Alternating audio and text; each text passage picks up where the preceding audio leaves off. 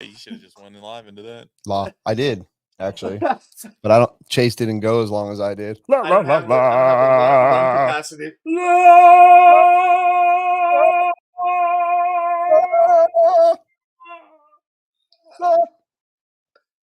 What's up? Live with 5 eyes tonight on us now.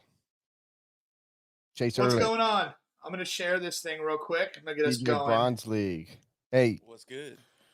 share. Let's get this party started. Share. Like Live. share and like Sunny and share, or like share this piece of pie. That was before my time, and I'm not even sure if I've ever even heard a Sunny and Cher song. Do you have something you could pull up? I can just sing you a song. Okay. I got you, babe. Oh, okay. All right. I got you, babe. I got you. See? You do. You got it, dude. You got it. I just need to share real quick. I'm trying to find it and share it. You'd think I'm a little more computer literate than I actually am. I am very good at faking it until we make it. Either that or my computer's being real slow. I really don't know what's going on here. I don't know why every time we do this, I have to walk it through with Robert. Like, are my headphones working? Is my microphone working? And nothing ever is working. And then we figure it out right before the show. It's pretty cool. Yeah. Well, sometimes that's just the way it is. Yeah. Because it's never working right. You think the last time you used it, you'd come back and it would just be the same. You know what I mean? Yeah. Why don't you give some shout outs while I'm still learning how to share? Okay, let me try and get open in the comments. I don't know if we have any comments yet. Yeah, they're open. Let's see here. Okay. Looks like Joey Avellino and Ricky Robbins are watching. Tim Barth, what's up? Joey Avellino, yodely, ooh. I like that one. TJ Huntington, what's up, dude? Thanks for watching. Yeah, they're rolling in. We got 16 viewers very early on, so that's very cool. Gene Strout Jr., the man. What's up, dude? I am. What do I share? Damn. Who else is coming in here? We're getting some likies. What happened? Okay. We're in the right show. That's good. What's good, everybody? Happy Tuesday. Thank you for joining us once again on a illegitimate reason to drink beer on a Tuesday evening. It's one of my favorites. Terry Brooklyn, what's up? Cheers, my guy. There you go. Cheers, Terry Brooklyn. Matty G is in the house. No way. Yes, he is. He's watching silently. Oh, Dan Dickerson. I would tell you. Know that we can see when they pop in. They can't, they don't have to comment for us to see you're there. Keith White. Dan Dickerson knows how to party. I learned that firsthand. So what's up, Dan Dickerson? Hi, Matthew Gonzalez. You guys haven't shared yet. Let's get that share going before we drop some sort James Kathnak is watching. Local musical genius intro that oh, look at Matty, just living the corporate life. He's coming to the beach for Nats, but he's not racing. I believe it. He doesn't come to race anymore. He is a full-blown employee. Work life, race life's over. Might as well just get married and have a kid, Matty G. Yeah, for sure. We need to find him a lady friend. Yeah, I hope. I mean, I'm thinking that's right. I don't want to offend him. He needs to get off of onlybeans.com and get out in the real world. Did you just say that? Oh, man. Nor do I don't condone, nor do I believe in anything Chase says on this show. It was a joke. If he wasn't so cool about it, I would never say something like that. I'm not worried about him. It's the other ones. Oh, yeah. Don't be offended by that. Don't be offended. We need, you know what? Dude, that's what we're missing, Chase. We're missing a disclaimer. Oh, dude. We need to have disclaimer. Kyle change the intro. Yeah, we're gonna have to throw a disclaimer. I can add a disclaimer into. We just gotta have a good voiceover. Robert's sexy voice he was using. Not a bad idea, DJ Bronze League. Yeah, well, What up, Dylan Peterson? What's going on? Stuart Clem. Yeah, you guys are. There you go. Oh man, Stuart Clem's already in Wednesday. That's cool. He's You in guys Australia. are rolling deep on Jesse this. Trabuco's on. Kazukaria, what's up, dude? Latest addition to the Racecraft team, Jared Kazukaria. He rocks the Coors Light sticker on his car. That's a good man. Good What's man. up? We got Yes. Owen Simmons in here smiling with the big old grilled emoji.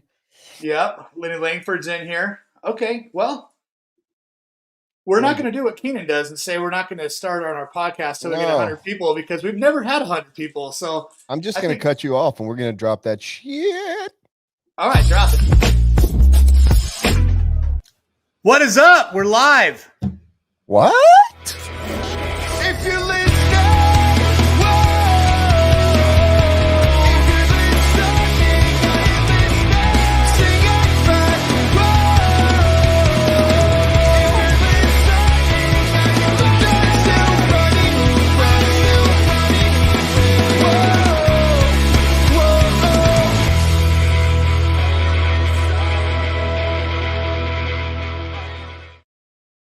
Oh, yeah.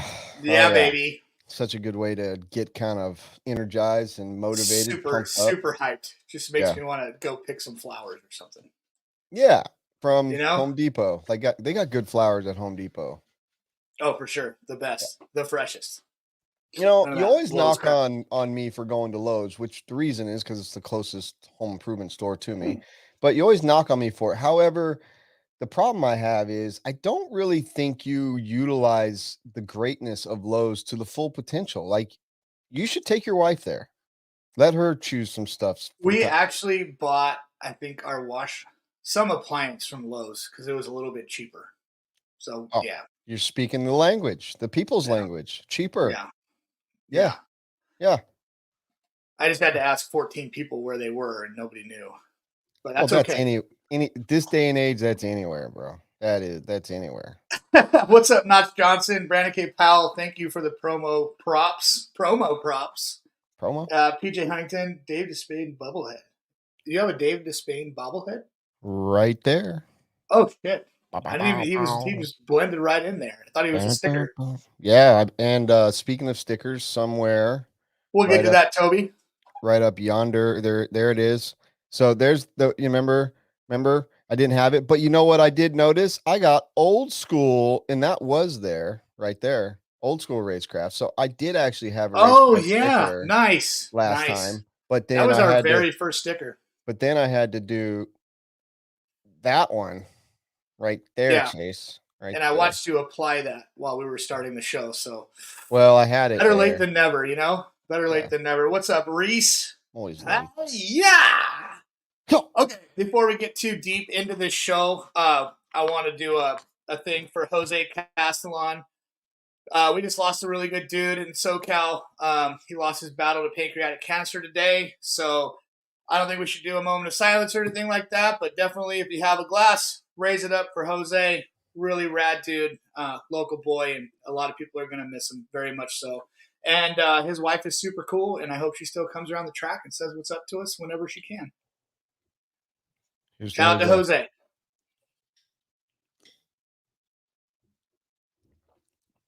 Good dude. Oh, I just tried to pound a beer for Jose, and it was too fucking cold. Cold beer is hard to do. Yeah. I mean, I try.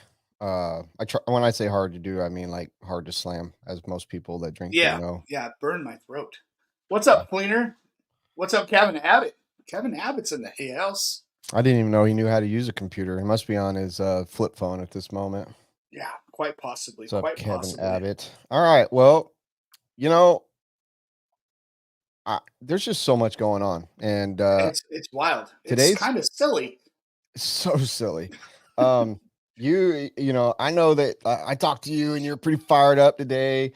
I was online just briefly today, checking some stuff out, and I mean, the amount of stuff that's happened just in the last 24 hours in the RC community.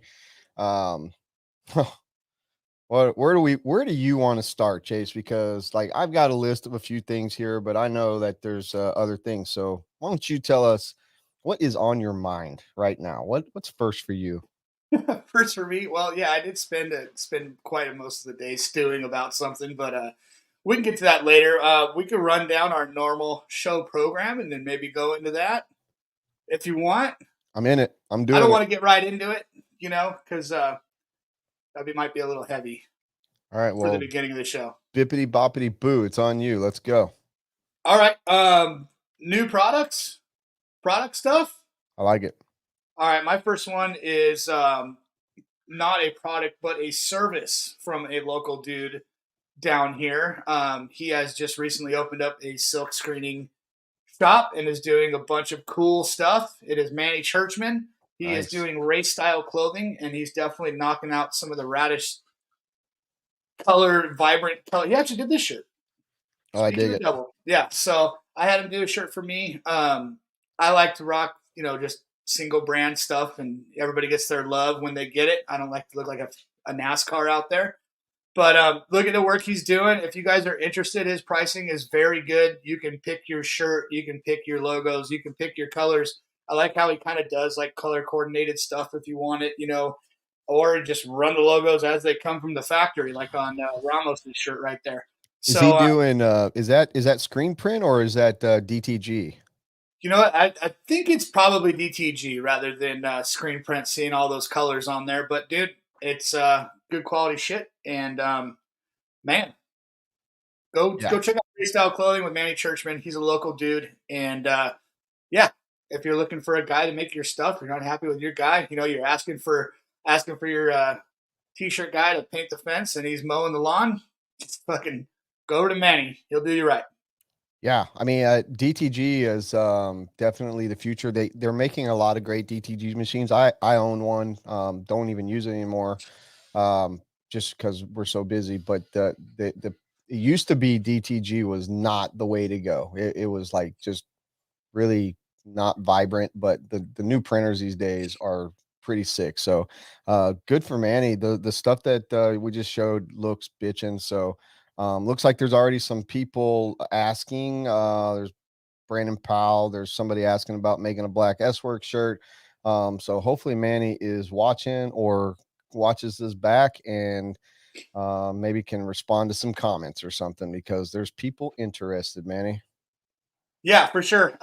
While we were talking about that, Mike Fuller joined. Big news with the Fullers today. We'll get to that. What's up, Mike? Ortiz, what's up? Evan Roth, what's going down? Brandon, you know what? I'm pretty sure you just hit up Manny Churchman on Facebook. I'm not sure if he's got his own page or not. I know he does have an Instagram that you can reach out, and that is Race Style something.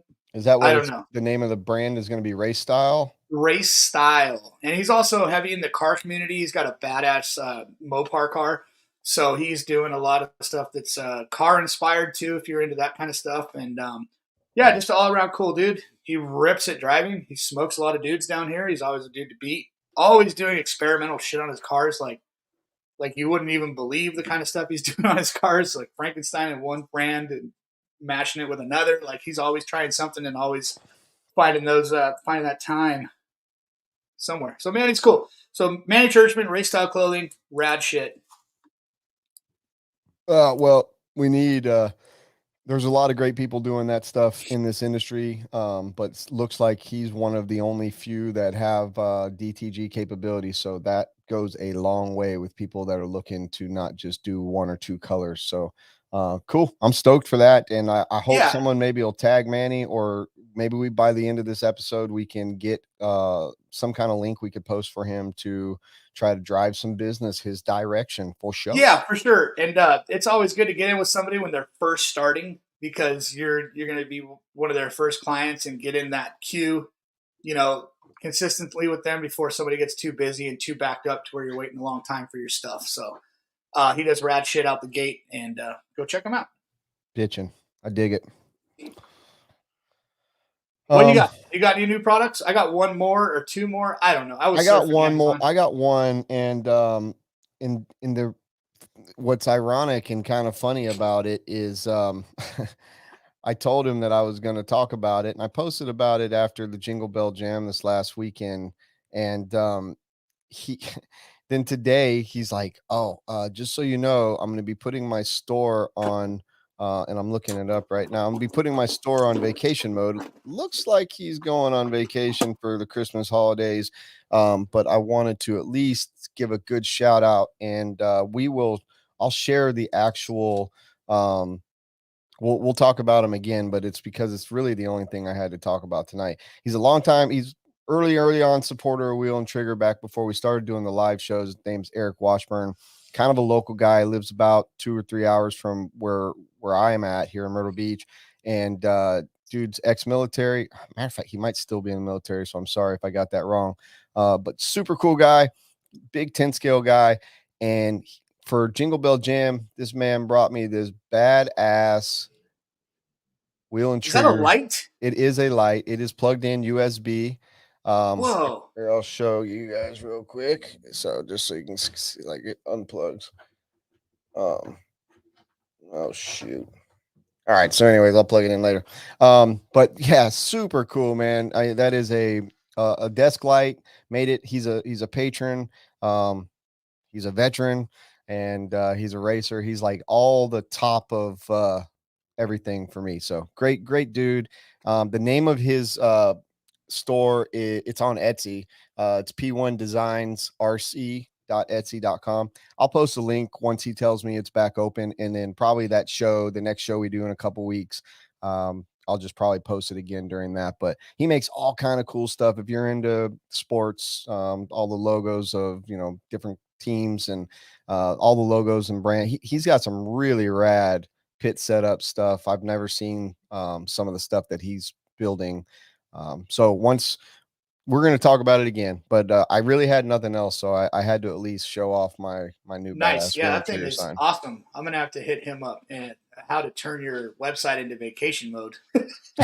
That sounds pretty cool. Well, I would never do that myself. That's like taking food off the table, but I know that that's probably not his number one gig. So, Yeah. but kudos to him and for doing such an amazing job. The print, I mean, you'd have to see it up close. It's phenomenal. He really has dialed in his art. So, Bitchin', I think I found something, one or two things on Amazon that I just sent over to Robert. No particular order, Robert. Go ahead and throw one of those up there. Okay. So there's a lot of uses for this thing, I think. It's a phone operated microscope camera with a 9.8 foot cable. So if you would like, you could find stuff with this camera, look in weird things. You could give yourself a colonoscopy, check out your butthole if you ever wanted to see what your butthole looks like inside. There's all kinds of things you could do with this thing. And I just thought it was cool. It's amazing what you could find if you just type in cool gadgets on Amazon. So yeah, that's about it for that. I'm so looking forward to my first. I'm so looking forward to my first self-given colonoscopy with that product right there. You would almost need like a more rigid cord though. You know what I mean? I think you would just get the camera in, and then it would just kind of what about you just tie like it around straighten out a coat hanger or something like that, and or you like butt chug it with a beer. Just get it in there. All right, what else you got? Hey, just so you know, we're over 100 right now. Does that ever happen? We're over 100 on YouTube? On everything, I don't know. But I think we're at 50 on Facebook right now, which is we're at solid 105 numbers. total, which is just amazing. You guys, you're outdoing yourselves. We don't deserve that, but whatever. Thank you.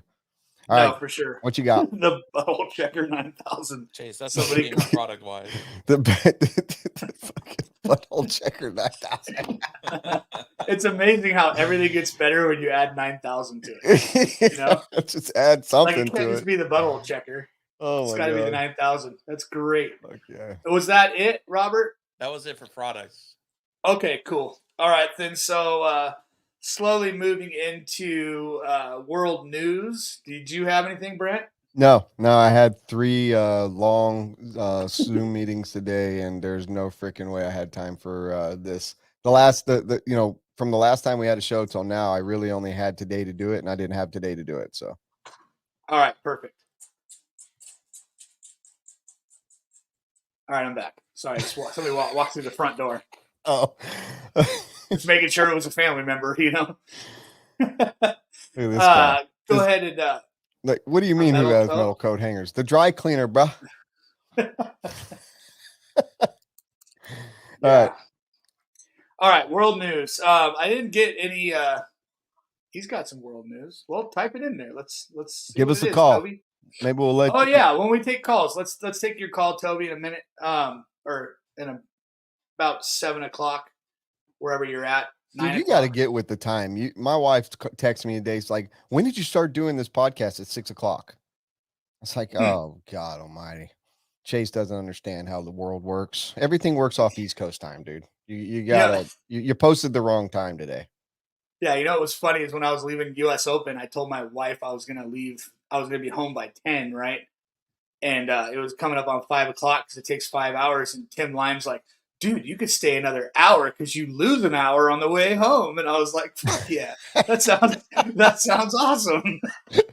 You're right. We're leaving at 6. Oh, jeez. Leave it to Tim. Old Mr. Pearly Whites, man, looking amazing with that smile all of a sudden. Oh my gosh, dude, he looks like a white Steve Harvey, like Mr. Tim Limeado head. He looks good. It's definitely an improvement, but those things definitely need to break in a little. You know Bro, what I mean? sunglasses, like sunglasses. Yeah. All right. He looks good. Okay, so instead of world news, I kind of think I exhausted that because it kind of is all the same shit. So I looked up weird world records. So go ahead, pull one up there, Robert. All right. So there's a family in Mexico that has 98% of their body covered in hair. It's circus people, bro. Holy the shit. picture that got me was this lower guy, the lower left dude right here. Look at this dude right here. He looks like he's ready for war, dude. Can you zoom in on this furry guy? He looks like he's ready for war. Look at his lips. Oh my gosh! Can you zoom in more? Zoom in on this dude. It looks like he's got like a full face beanie on, you know, and just. What are those fruits or vegetables that are just furry? That brown, is that like a pear? Are pears furry? Yeah, a little bit. Kiwi, pear. Man. Yeah, kiwi or something like that. Yeah, it's definitely not. Yeah, so there's a furry family in Mexico. Moving on. Yeah, please. Thank you. I needed out of that one badly. Yeah. Oh man. All right, what you got? What's the next? Do we have one more? One more. I think we do, Robert. One more.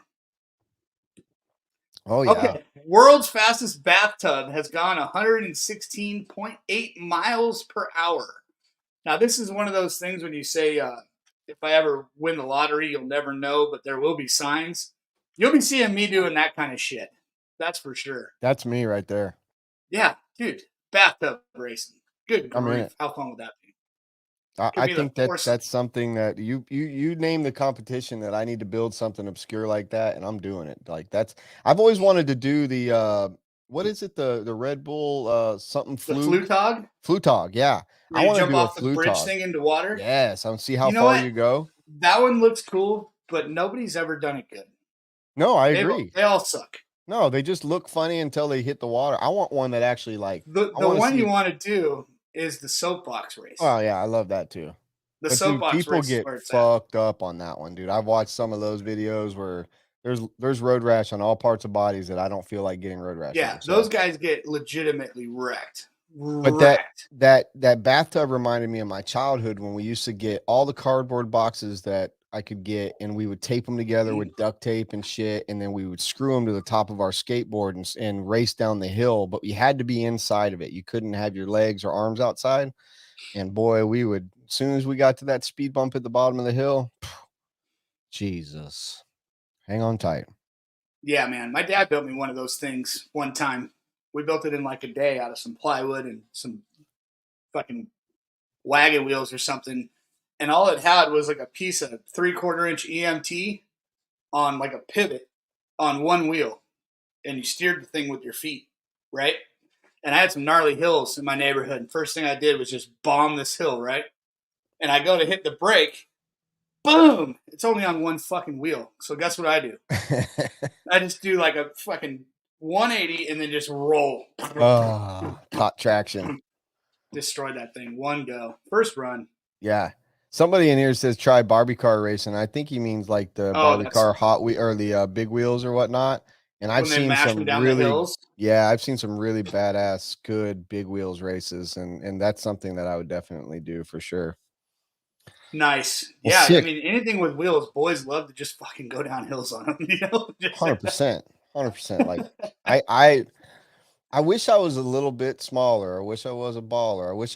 I want to fly with one of those squirrel suits, dude. Like if I was a little younger, I would do squirrel. I would like get into squirrel suit flying.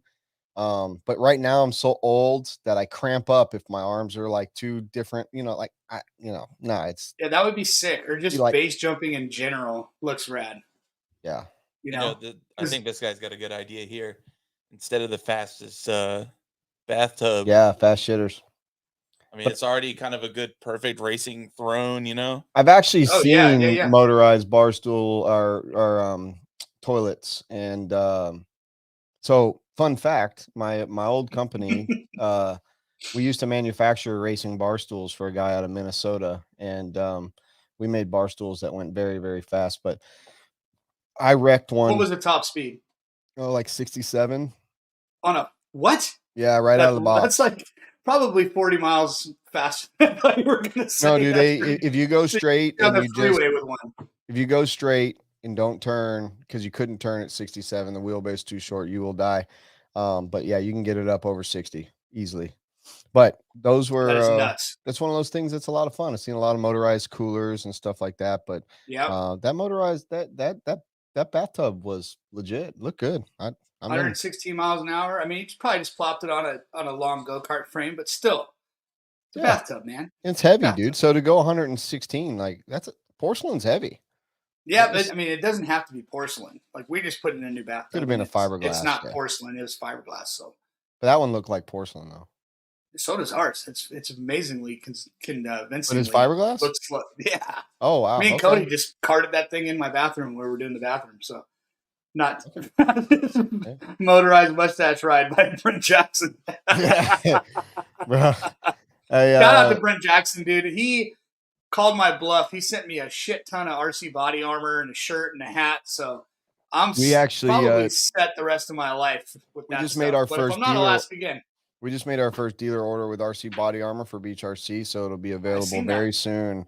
Brent Jackson making moves, and he's got the best name, so might as well support good names, good people. I know he hangs out with some of my buddies down there in Texas, so just all around good relationship there.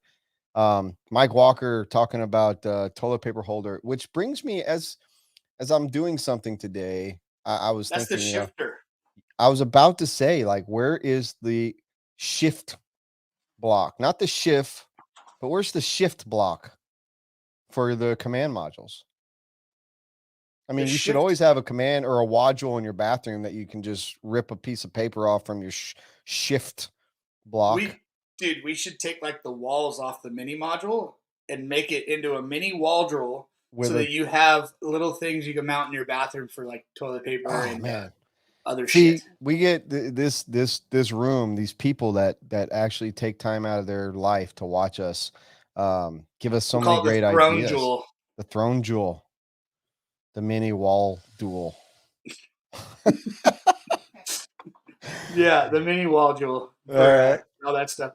All right, so we got Brent Jackson in here, Lucas. Who we got? Josh Herbert, Brandon K. I think we already said what's up. Mark Robinson, Mark Atkins, Levi Wyron. You don't got time to talk about 103 people, dude. We got 103. Okay. We were at 125 at one point. They're dropping like flies, which doesn't surprise me. I'm okay with it.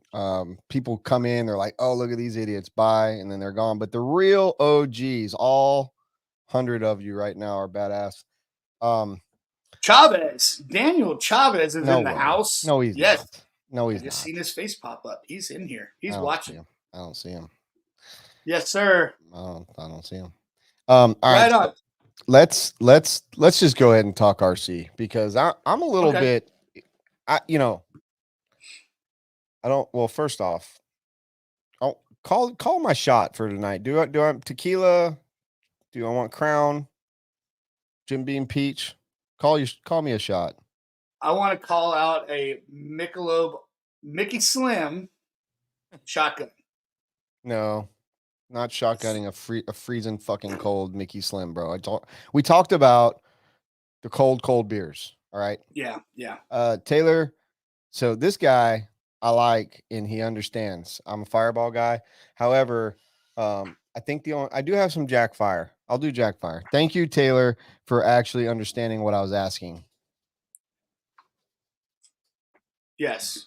And if you can't shotgun a Mickey Slim, shut up. yikes, Not doing no Michelob Ultra Slim. What? Who does that other than Reese? I don't know.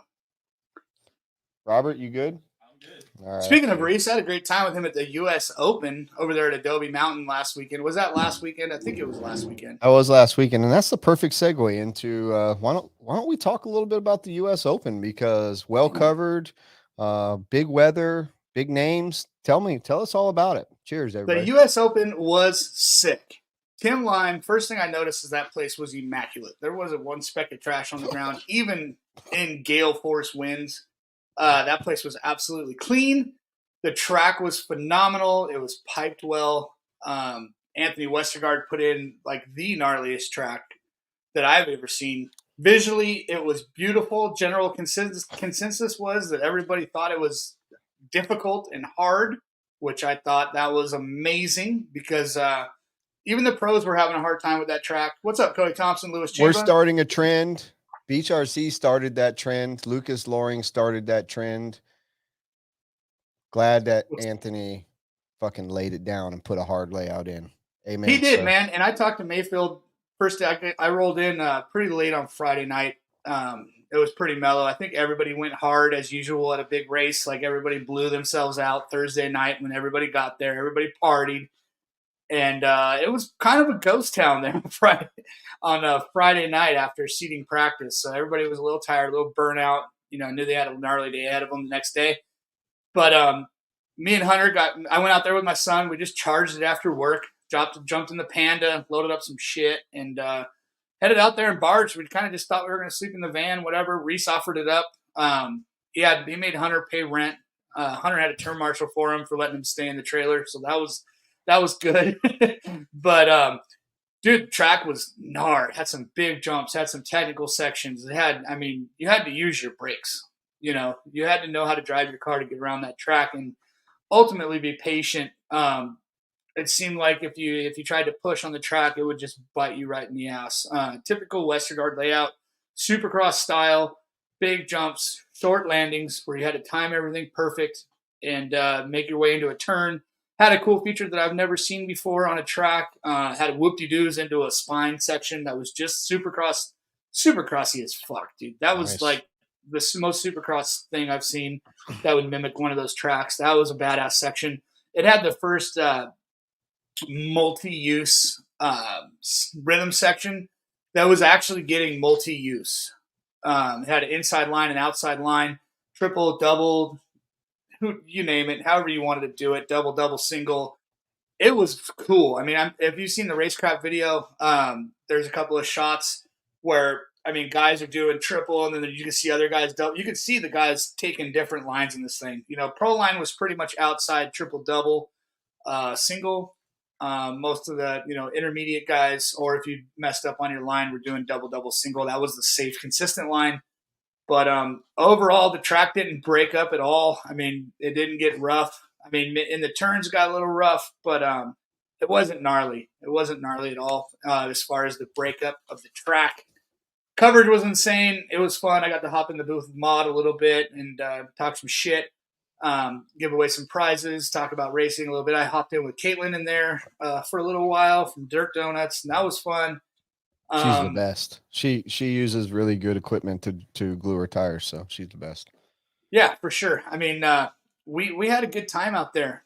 Mayfield swept it completely, but man, dude, Frankie was nipping at his heels, in truck. I almost thought Frankie had it, man. He was towing he was getting towed by Mayfield. I mean, for lap after lap after lap. Frank Contreras Jr. is definitely on fire right now. That track definitely suited him. I think a lot because it was kind of like an overgrown 10 scale track. Lots of jumps, shit going on everywhere, tight turns. I think that suited him very well. It was windy as shit, super windy, but it died down, towards the mains and stuff like that. So it was very pleasurable. Nightlife was good. It was fun, dude. We had a good time. Well, look like I'm just looking at some results here. Open Nitro Buggy, Mayfield won by 3 laps over Lutz. Pavitas was 2 laps down from Lutz. Jermaine Robinson, there's one of my boys right there running our engines. And man, Jermaine's really getting fast too. In that 4 spot. Jermaine is looking good. I mean, he was really downside in the jump, super good, keeping his corner speed everywhere. I mean, he looked good. Yeah. Fucking really good. Yeah. Aiden Horn rounding out the top 5, and good shout outs, like you said, Frankie in 6th, Spencer Heckert in 7th, Joshua Vigil in the 8th spot, AJ Rodriguez, Camden Lime. That rounds out your top 10 in buggy. And that AJ Rodriguez kid is freaking ripping, dude. That kid, legit. I think he's like 11 or 12. We talked about putting him on the team out there, so should be seeing coming from that once I get to talking to him a little more detailed about that. But kid was ripping. He was holding the charge, holding his own. His dad was really cool. We partied with his dad on Saturday night, and man, that kid is really cool. He's really good, really, really good. Well, Truggy was a different story though. That's where Frankie really, after 45 minutes, only lost to Mayfield by 3 seconds. I mean, that's close after 45 minutes. And Jermaine only being 1 lap down. Lutz only 1 lap in 5 seconds, 1 lap down off the win, but 5 seconds off Jermaine. Tyler Brown finishing out that top 5 many laps down. Looks like about 6 or 7 laps down. But that top 4, man, within, top 4 was a lap close, of each dude. other. And I have so much footage of Frankie Tone getting, right behind Mayfield. Cause at any turn, if Mayfield made a mistake, Frankie was going to win that race. He was right there for forever. He was right there. Yeah. And that would have been the biggest win he's ever had and would have been the sickest shit ever. That track has produced some really good racing over the last couple of years. At Nationals, after an hour in that buggy final with Mayfield and Finn, came down to like 1 or 2 seconds after an hour. So obviously the way that they put in layouts and the type of dirt and everything, it looks like it's really good racing. Like it produces really good racing. The track is really awesome. It's that perfect blend of really hard, doesn't break up. You're going to have the same track the whole time you're there for the most part. They're saying in the chat that in the Truggy race that Mayfield had a tire change and Lutz also flamed out. So for Lutz to finish in 3rd after flaming out, only 5 seconds off of Jermaine. Yeah. That's awesome. Everybody was on their game. Close racing. I mean, even with those changes, it's still cool seeing those guys up there. Either way. I can't see who this is because it says Facebook user, but man, I want to taste it. I want to taste that pappy. But it was cool. I definitely would go back anytime. I wasn't racing. I got to drive a couple laps. One of my buddies that was probably 14 laps down or something like that. He let me take the wheel one of his heats. But it was fun. I mean, I didn't make it around clean 1 lap. I probably only drove 3 laps. But it was hard track, dude. Hard track. Well, I talked to Mayfield on Saturday morning, and he said whoever has over 93% consistency is going to win this race.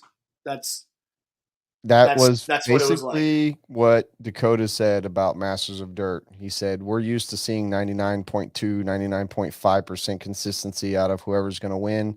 And when you see in the low 90s, it's, the track's hard.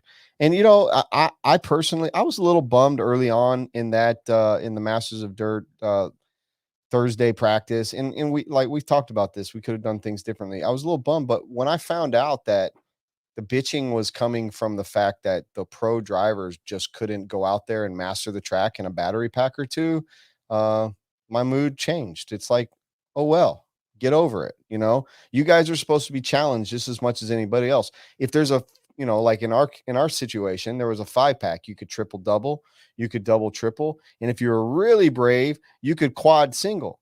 So you Right. didn't have to do the crazy shit in that race. You could have been a little bit more mild and took it a little easy and not break. Like Rivkin broke out a lot in that. Long story short, I like them to struggle because it just shows that they're human and that they're not robots, and that there's tracks that can't. Granted, there might have been a jump or two that could have been made a little better on our track, and I'm sure any track that you go to that's very hard, maybe something could be done better. But that being said, everyone had to run the same track. I like seeing the pros struggle a little bit. That's my opinion. I'm allowed to it. Oh, for sure, for sure. It was awesome. And if you're going to have a big race, it should be challenging, And if that track did break up, it would have been chaos. It would have been really hard if the lips started getting jacked up on those jumps and stuff like that, because it was hard enough as it was. I didn't see this. Joshua Herbert wanted to know what we thought of the one beer, one lap coverage. Did you watch that? I didn't see it, but didn't I see it kind either. of I saw like a picture of it or something like that. I can't remember who posted it, but I did see something about that. What Well, happened? I'm sorry, Josh. Neither one of us saw that specific I do. coverage. If you guys did watch the coverage, we did give away a Mayfield signed Coors Light, which was pretty cool. Opened or unopened? Unopened, fresh Oh, Ryan hell yeah, Mayfield that's a signed Coors keeper. Light. And check this out. There's not one. There's two. You got to put that in a case, homie. I got one for myself. I love it. That is such a good idea.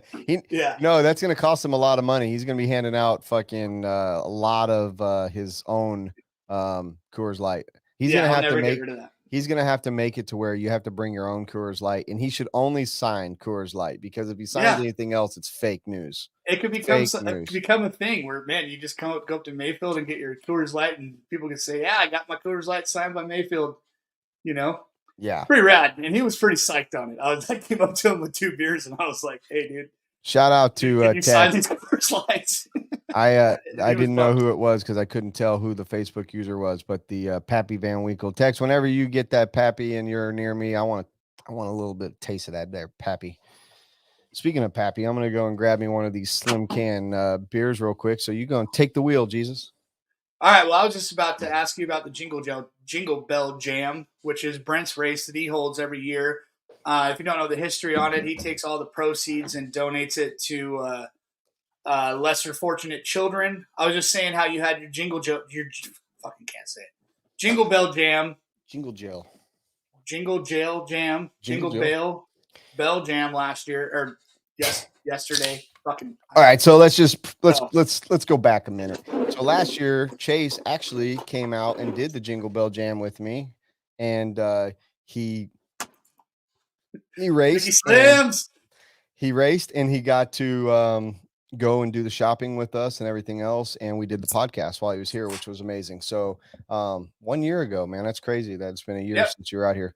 But yeah, Jingle Bell Jam was badass. It always is, man. It next to Masters of Dirt, as far as races at our track, that is my favorite race of the year. I love people coming out for that cause. I love making sure that kids get what they want, or get something for Christmas, I should say. A lot of people aren't as fortunate as all of us in this podcast, and I grew up mid class, and I don't think I ever had a bad Christmas. I don't think my kids will ever. I hope my kids never have a bad Christmas, and so we choose not to support. It's not that we choose not to support Toys for Tots. The reason we don't do Toys for Tots is because they distribute the toys around the country, and I want to help the local crowd and the kids here locally. So that being said, great turnout. It's like 58 entries or something like that, and we well over $3,000 and almost 400 toys got delivered yesterday by my daughters and my wife. To Help for Kids, which Help for Kids also does Backpack Buddies. I don't know if they have these organizations in other locations, but they provide anonymous brown sack lunches to kids at school that can't afford lunch and don't get to eat very well. So great charity, great people. Definitely love it when we show up with 2 cars full of toys. And man, it's every year just puts a smile on my face. Brinley Bordeaux won the ugly sweater contest. Dawn, her mother brought a tote full of cookies. We got milk for everybody. It was nothing but a good time, dude. Christmas music playing, RC racing going on, everyone happy, no one pissed off. It was for the right cause. So and we do these small little ornament trophies. I think Chase, I think you won one last year. I won 2, baby. You won 2. So a lot of people, they might win a first or a third or a I got him second, up here. but every year they try to come and get, that other one that they don't have yet. So it's always great. It's like I said, one of my favorite events that we put on every year, and looking forward to doing it again next year for sure. I actually double-sided taped it to my wall, so it's not coming off. It's all good. They're small enough but big enough to where you can put them on a tree and they're not crazy. But they're fun. So good time. Yeah, it was fun participating in that last year, for sure. I see Camden Lime is in here. I saw Tyler Brown, smooth operator, slowly creeping in here. Josiah Jr. is watching. So, man, we got some good watchers today. Some good first timers, maybe. Some maybe. locals. I mean, it's been over 100 the whole time, man. It's just rocking. Camden Lime. We also nicknamed him Mickey Slims over the weekend. Oh boy, was he? Oh Yeah. Well, funny story about Mickey Slims. I'm still drinking on the Mickey Slims that him and Spencer Heckert brought me and Joe Bornhorst for the podcast we did that hasn't released yet, which I hope releases this week. But yeah, they brought a couple cases, and I mean, it's not my beer that I normally drink, but I'm gonna drink them till they're gone before I put some silver bullets in the fridge. So right on. Jeff G's watching. What's up, RC Kevin? Jeff G, like Jeff G strings, like the G string guy. Yes. Shit. Jeff G. Rules, What up, Jeff man. G? And Joe Jenkins, my boy down there in Texas. He's holding down Texas with that red car. Him and Mark Morrow down there. Brandon freaking Rose. Those guys are killing it down in Texas. We got such a good thing going in Texas. Y'all watch out if you're in Texas. Word up. All right. Well, racing news. I've got some racing news, actually. Some upcoming events. I actually did some homework this time. The Lies. 12 scale, I know that we probably don't have a huge 12 scale audience in this community that's watching right now, but Orlowski took 12 scale worlds, which is pretty freaking awesome. And then he just signed. Go ahead. And then I just seen today that he signed with Ogo Tires. Nice. Okay. That had to have been a big paycheck. Yeah, man. All right. Well, it was pretty rad as he was just at Beachline and took the Florida Carpet Championships. They took out all the jumps, came back, and took it again. World champion, Marco Orlowski, Mikhail Orlowski. All right. And then who's more diverse at this moment? There's 3 people that come to mind. All right. Orlowski, Bruno Coelho, or the Viking. Which one of those 3? Like today, if you were going to if they were going to run all 3 disciplines in 3 days, on road, 10 scale, and then A scale, who wins the overall of those 3? Who was the third guy? Ronafolk, Orlowski, Coelho. Because right now, Orlowski. Those are the 3. Like, yeah, it definitely, I would say Orlowski or Coelho. But now that the Viking is on X-Ray, I could see him really picking up. So I'd like to revisit this in a year. Yeah, if we revisited in this current state, I would say Orlowski. Mm-hmm. But Ronafolk, if he picks it up with X-Ray, yeah, it could be him for sure. He could be top 3 favorite European drivers for me, just for the simple fact the dude just set his balls on the driver's stand at the Carpet Champs last year at the Cleveland Carpet Race. So, well, you're that tall, man. I wish I could set my balls on anything. Tall or not, dude. The dude literally in front of the world while they going into a main event, wanted to get comfortable, picked up his nuts, dropped them on top of the driver's stand, and went about his business. That, my friend, is a man that is confident about everything in life. So yes, I salute you, my friend. That's got to feel great. You know, I that's salute him. probably, you see those ads for those boxers that have the pouch. Yeah, yeah. I would like to see what those feel like, but that's probably what that felt like to him. That's probably what he was looking for in his life. Yeah. Yeah. So we're getting some of these things. There's Cole is next. Jose Avellino thought of Orlowski. Buggy Brent says Bruno. There are a lot of Brunos, A but lot of they Brunos. might Yeah, they Bruno might they would might not have definitely been be. watching the last month, but Bruno's a badass for sure. Well, Bruno would have to be my personal favorite for sure. But if I had to put money on it, I would have to say Orlowski.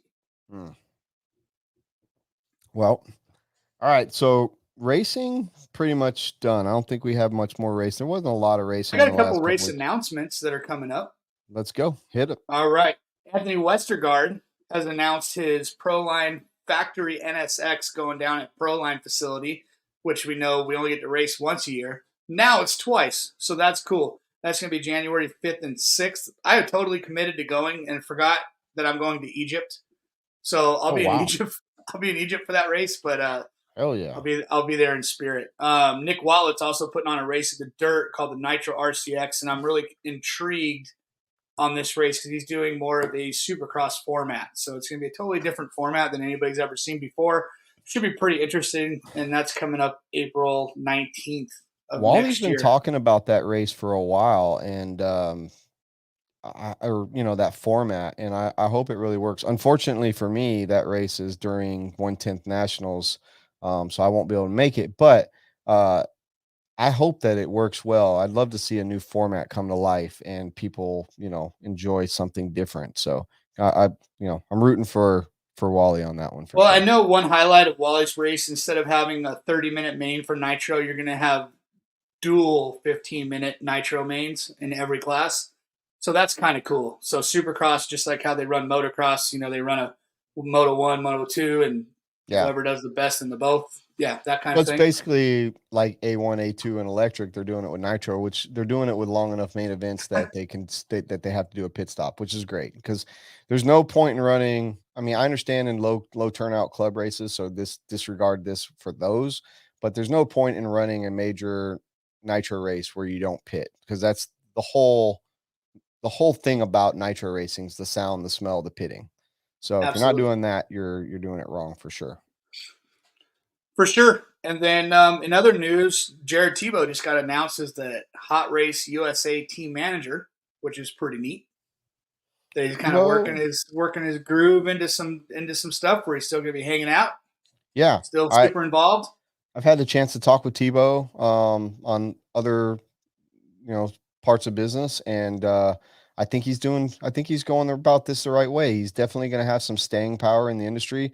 And this isn't a knock on other drivers, but there's other drivers that are kind of near the end of their career, and they're looking for just straight up paychecks. They don't care where they go. They're just looking to get paid for a year or two, and Tebow's actually making an attempt to start a business and make sure that JTP products is the website doing good, and he's getting behind the brands that supported him, and so I like what Tebow's doing. I like the business model, and I wish him nothing but the luck.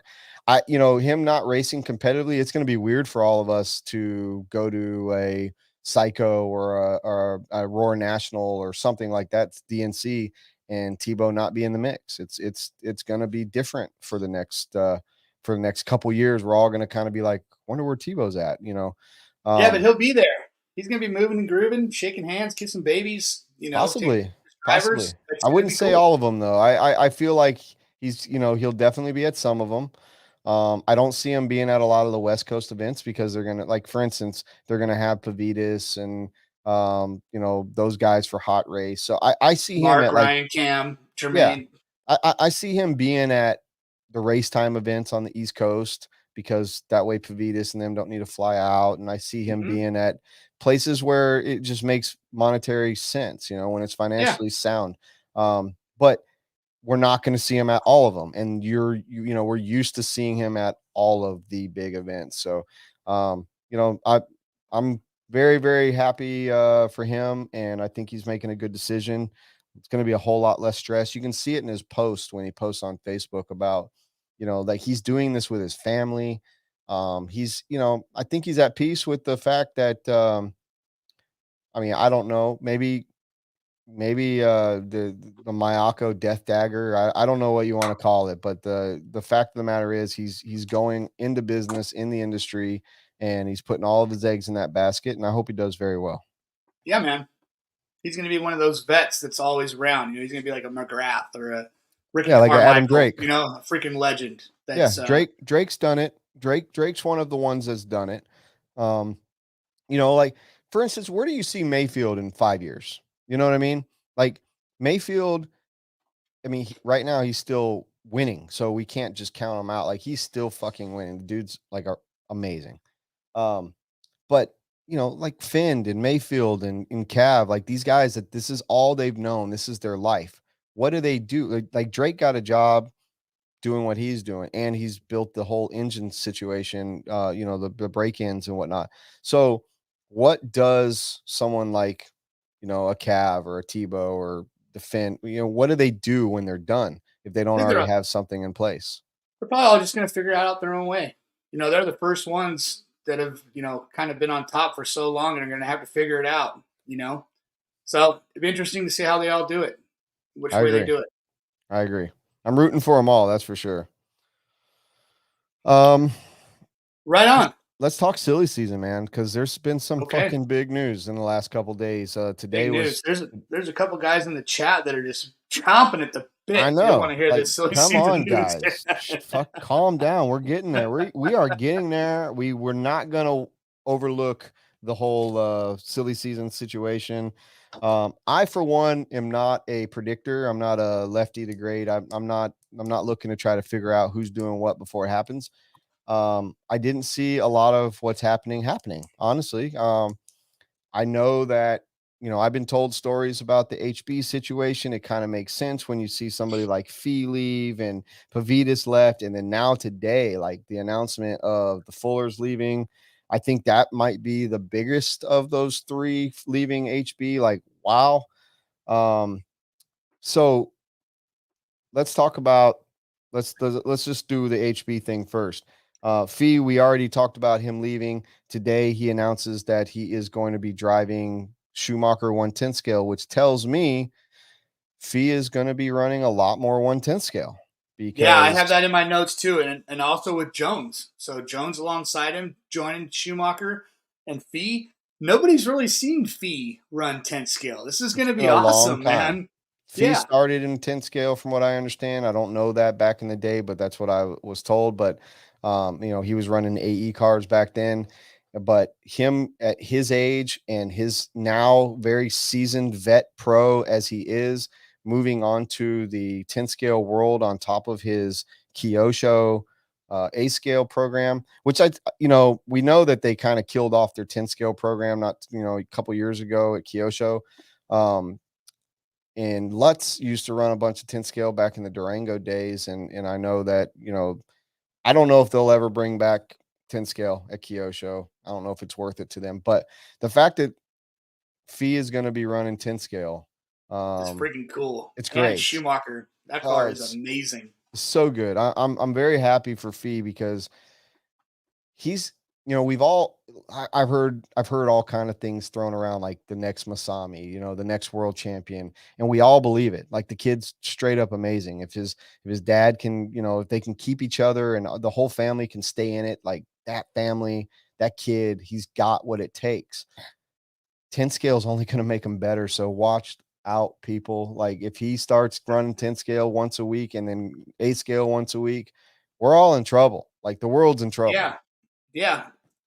I mean, he runs so much 8 scale. It's going to probably be a really good breath of fresh air for him to start running 10 scale, and just sharpening that sword, man. Sharpening it. It's going to sharpen both sides, 10th and 8th,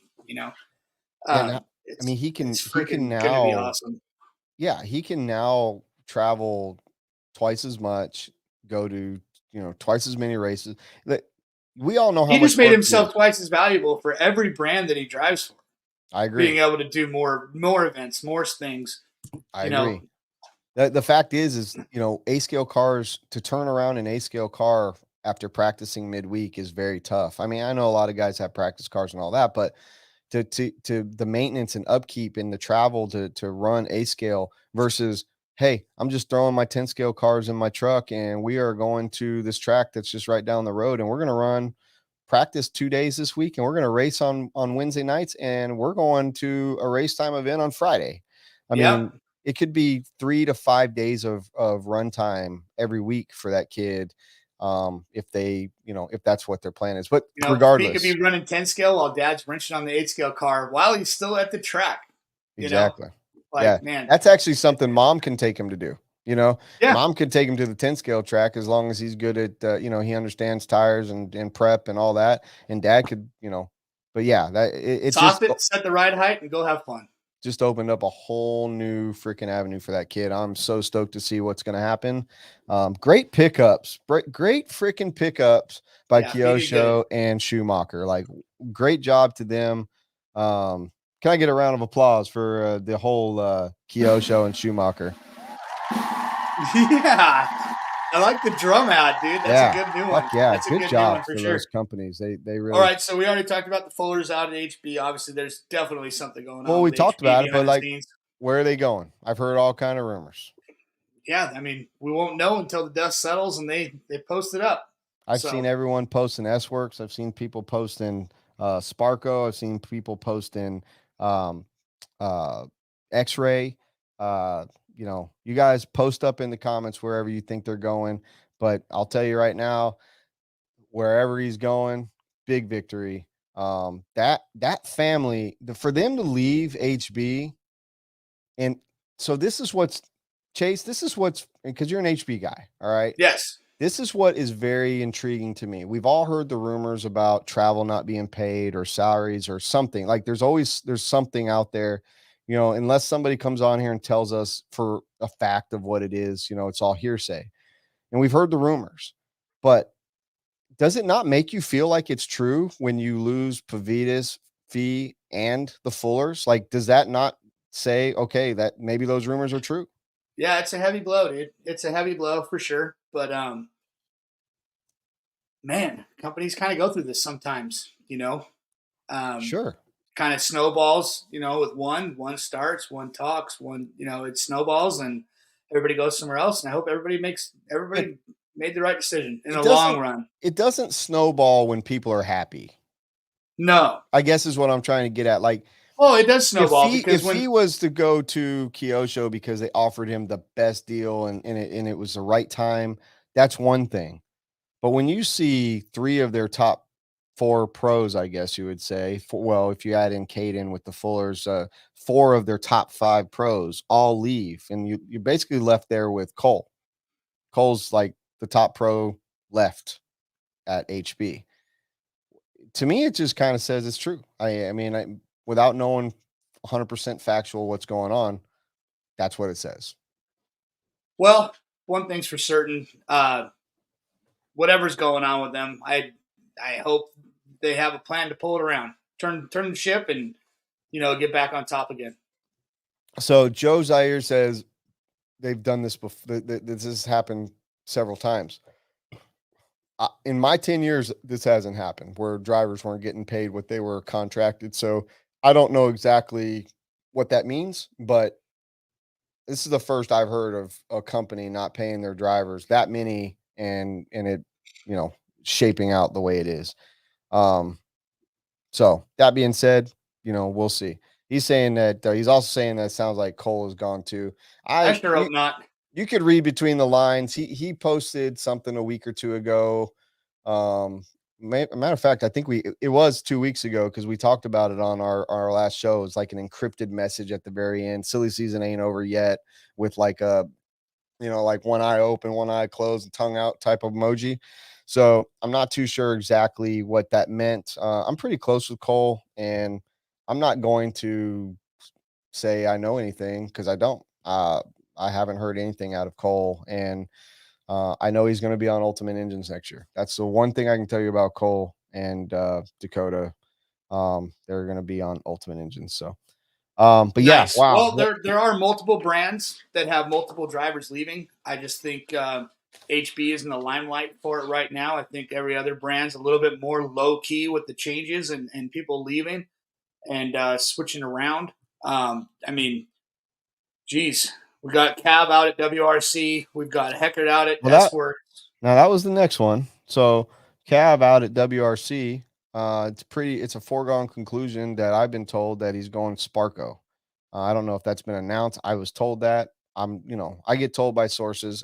This is not official. Which brings me, to the whole new, that topic, Clinic stop selling S Works. They're going to start selling the Sparko. T Jones going to Sparko.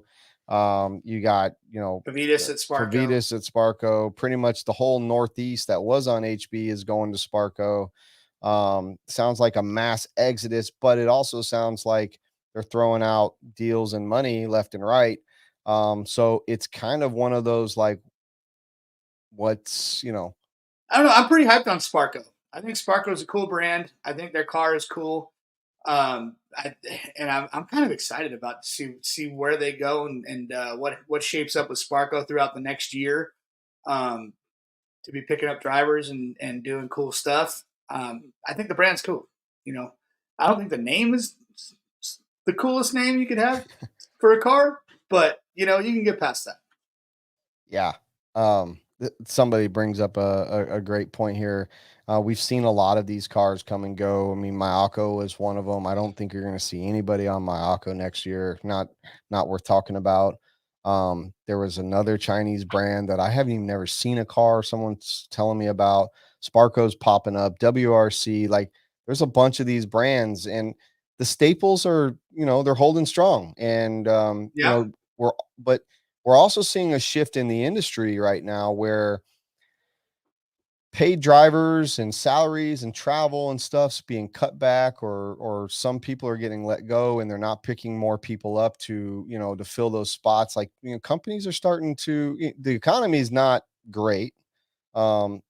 People are starting to get worried. It's becoming an election year, and you've got all these new companies, and the way that they're going to sneak in is by just giving a bunch of stuff away. The question is, like, who's here to stay and who's here, who's trying to stay and throwing everything they got at it. That's, I analyze this stuff on a daily basis. So I'm For sure. But you can't hate on them for trying, dude. No. New brands. I know what it's like to come into this industry and a new brand. There's a lot of people throwing torches and spicks at you and all kinds of stuff. It's tough, but if you do it right, then hopefully you can prevail. Joe Zaire once again with some knowledge, whether it's true or not, I do not know. That being said, I find it hard to believe they signed Cav without money. So, maybe at the moment, Tyler Jones is the only one they signed with some form of a paycheck or something. But there's no way Cav left anything for free. I promise you that. Who has been insanely quiet? Mugen. What do they need drivers for? They got Drake, they got Frankie. I'm just saying they've just been so quiet. There hasn't been anything around it. Nobody's, all these people that are leaving, nobody's really saying Mugen that they're going to go there. Mugen's just kind of they're doing the right thing by just kind of staying out of all this. I think. But does Mugen make their money more so overseas or in America? Because America has the lion's share of RC sales. The question is, does Mugen do better than most outside of America, and that's where they're making their money? Because there's not a ton of Mugen, and I mean, I know S Works is very strong in Europe. I don't know how strong they are in Asia, but Mugen is very strong in Asia. So and I know that the Killick brothers are on them there, and I know, like, in Europe. So I know that they have a pretty good presence in Europe as well. So I wonder if that's because they're doing very well outside of the States. So that's a good question. Very good. I know we're going to see a couple new drivers on Techno. Techno is going to have some new dudes. Yep. this year. So they're ramping up their team. They're going to be coming to DNC pretty hot and heavy with some new drivers, which is going to be cool and fun to see. Yeah, I think for sure there's going to be some big shakeups. So, but yeah, so Cav out at WRC, Fee doing some 10 scale, Fuller's out at HB. Anything we missed? I mean, there's a lot of engine stuff. I am very biased when it comes to engines. I've worked really hard to build a brand in this country.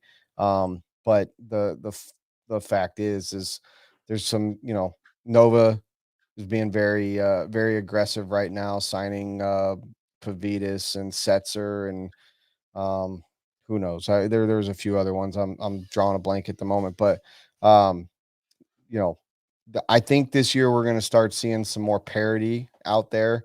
But I still think we're going to see the same old badasses winning for the most part. So I'm excited for this year for Ultimate Racing and for S Works. As coming from me directly, I know our program's really good. Looking forward to, especially Ultimate's not going anywhere. Nitrolux, the fuel is just gaining traction left and right. We're taking a lot of market share out of the market right now with fuel. I know there's some other great fuels out there. I'm not going to talk bad about anything, but we're working pretty hard at growing that. So yeah, it's going to be a great year, man. Yeah. But is not out at Nova. I'm telling you right now, there's no way. They were the ones that started getting everything going. HB is moving and HB is for sale. Both of those are true. Whether or not someone's going to buy HB, that's another question. But it is for sale. I know that for a fact. Yep. What I do, I mean, my take on HB is, I'm a driver and I see all this going on, but I try and put the blinders onto that. I try and look at how they've treated me, how I feel about the car, and everything. I'm very loyal to the brands I drive for, and I'm not a bandwagon dude. I'm gonna stick with them until they tell me I can't run for them anymore. That's pretty much how it's gonna go. Yeah, that's the way it really should be, but it's not the way it is for everybody. So, well, bro, we have talked and talked and talked, but we broke into our we broke into our call-in times. Our live call-in time, bro. So yes.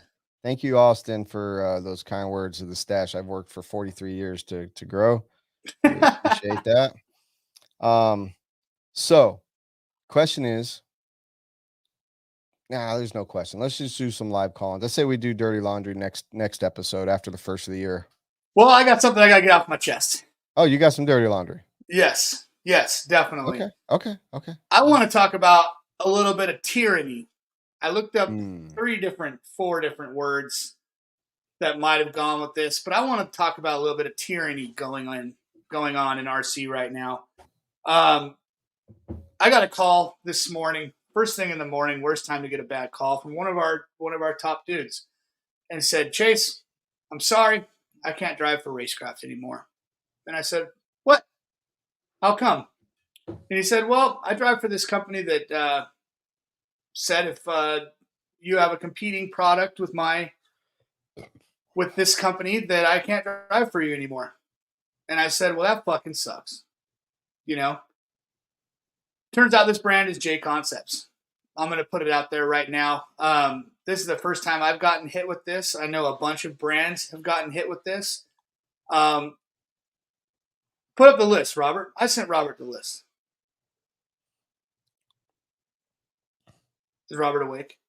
So here's the list right now. If you're a J Concepts driver, you cannot run any of these parts on your car, and you cannot drive for any of these brands or support these brands. You got One Up Racing, 17.5 RC, Aeromax, Avid, J&T, Clinique, RC Speed Secrets, Shell, Sticky Kicks RC, T-Works, Wits, Racecraft, etc., which pretty much says, fuck you, everybody, if you make anything that's close to anything that we make. So that's what's going on. It really sucks. We just broke into the 10 scale market, and just about every single one of our drivers that we just picked up right now runs for J Concepts. So that totally killed our 10 scale program that we've been building all summer and into December, along with the 10 foil drop. So that hits hard. and it kind of brings me to the point of with these small brands and somebody like that doing that, kind of getting a monopoly on things. I don't think it's right. I think it takes away a lot of the incentive for new companies to make shit and for new brands to come out. If all they know is when they get big enough to get on the radar, they're just going to get shut down by the big boys, and I think it's bullshit. That's it. I do not agree with how they approach that. And I'll tread lightly for the simple fact that diplomatically I have to be careful because J Concepts is a brand that is very prominent. We sell a lot of it. A lot of people sell a lot of it. They're part of our event. So I respect the company and I respect Jason. I do not, however, respect that decision. And it's not just the racecraft, it's any of them. I could see J Concept saying you can't run. Like when I say J Concepts, what do you think of? Tires. Okay. I would say tires and bodies. Okay. Yeah. So if very good racecraft very good race bodies. Of course. Everything else looks like a 2-year-old designed it. So for me, I would say if I'm J Concepts, if I'm Jason or whoever's making those decisions, I would say you cannot run any other tires or any other bodies. There's too many other brands. I mean, let's face it. Anyone can get bearings. Anyone can have some titanium turnbuckles made. Anyone can have titanium screws. Like, that shit's easy. It's so easy, and it's just who gives a shit? You know what I mean? Who gives a shit that you sell titanium anything or that you sell, bearings or whatever. But the fact that they would tell people they can't represent your brand because you make something that might compete with one of their products or a couple of their products is pretty bad. This has been going on for a couple years now, and I personally think it's wrong. I personally think that it's very deceiving to their customers. I understand why they want to do it because it's money driven. However, it is not the right way to go about it. They should want to dominate the market by having a superior product. Exactly. Now And that's why I copying put non-competer. Now copying your product and copying your product and selling it as their own is just the biggest slap in the face. Like, come out with something that's different and sell it as your brand, as their brand, but you have the same stuff and it's different, but you're the originator, blah, blah, blah. I think it's not right.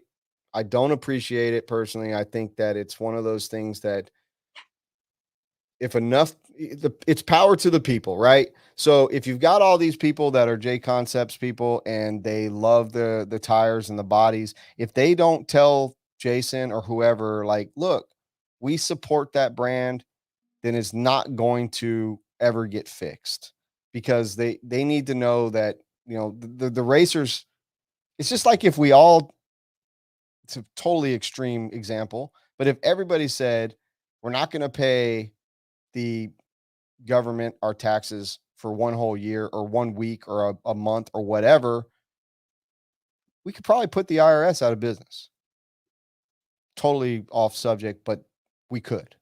The fact is, if people are that upset about it, which most people are going to be worried that they're going to lose a deal or there's a not lot of people save that the are money. silently upset about it, especially the owners of all these brands that lost their team drivers as well because of this. Yeah. Everybody's hurting.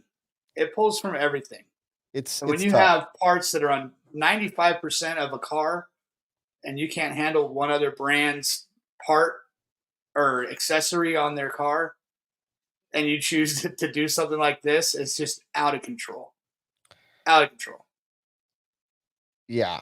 I'm not a fan of that. And I in the true sense of the word tyranny, it is a tyrant move, and I don't think it's the right move.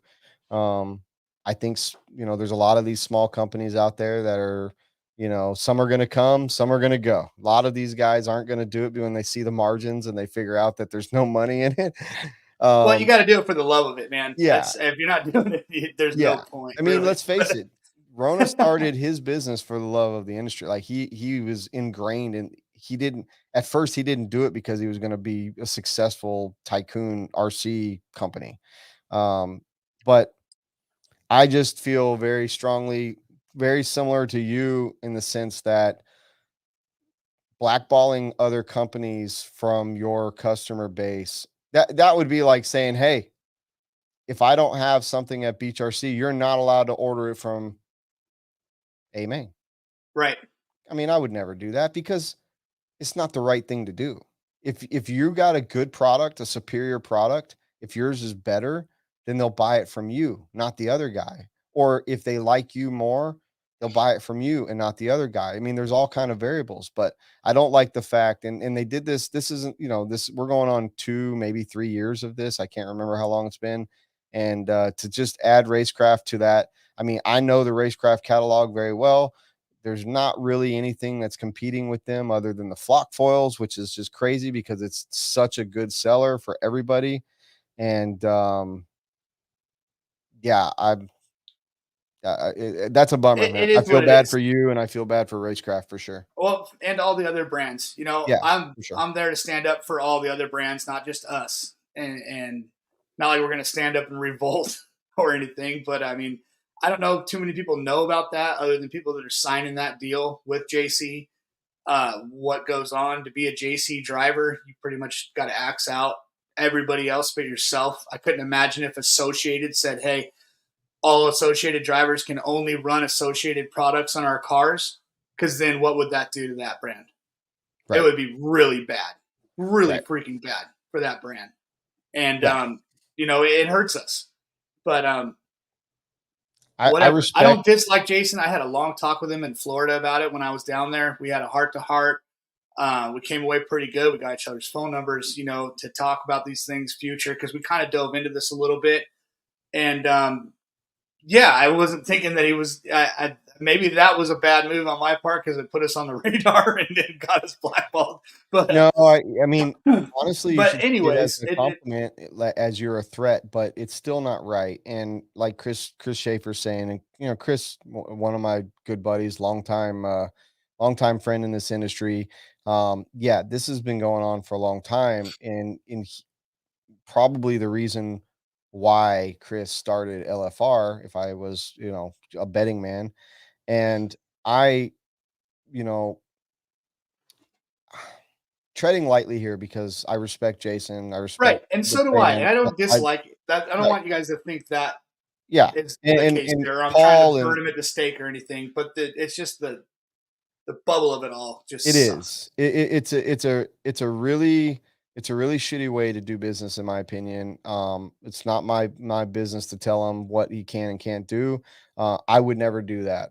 Now, here's the thing. Here's the difference. All right, and I know that out of the hundreds of J Concept drivers out there, I would never pay a guy that runs something that we sell opposite or from another company.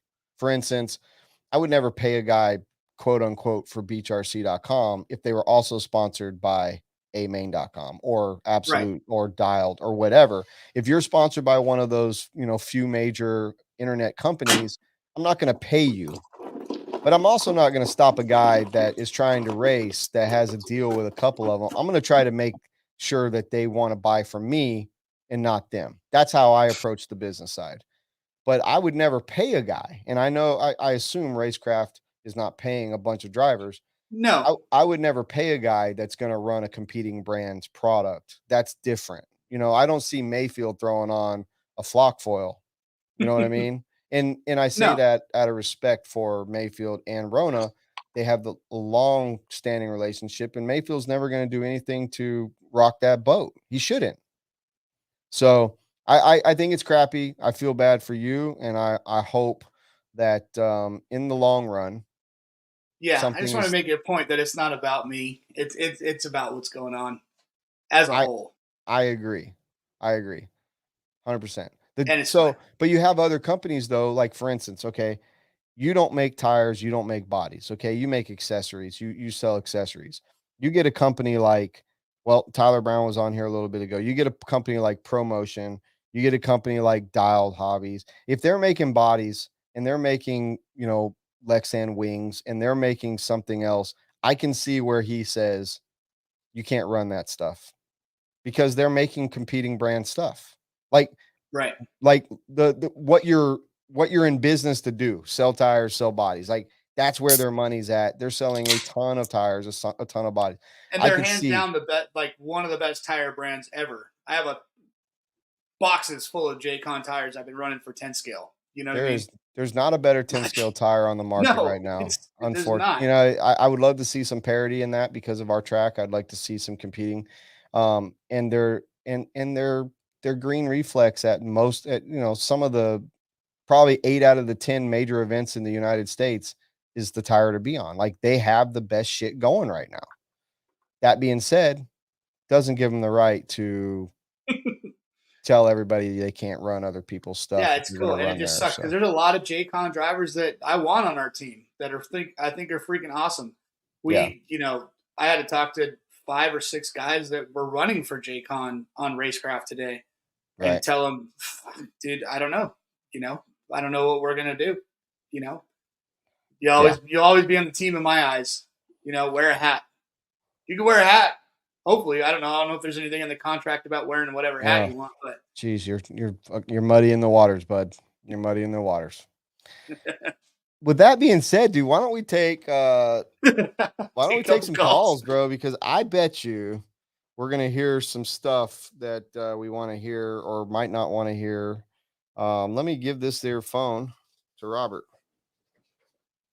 But anywho, if you drive for J-Con, you're not getting on Racecraft. Sorry, guys. We cut into our people chat time, but maybe we'll go a little long.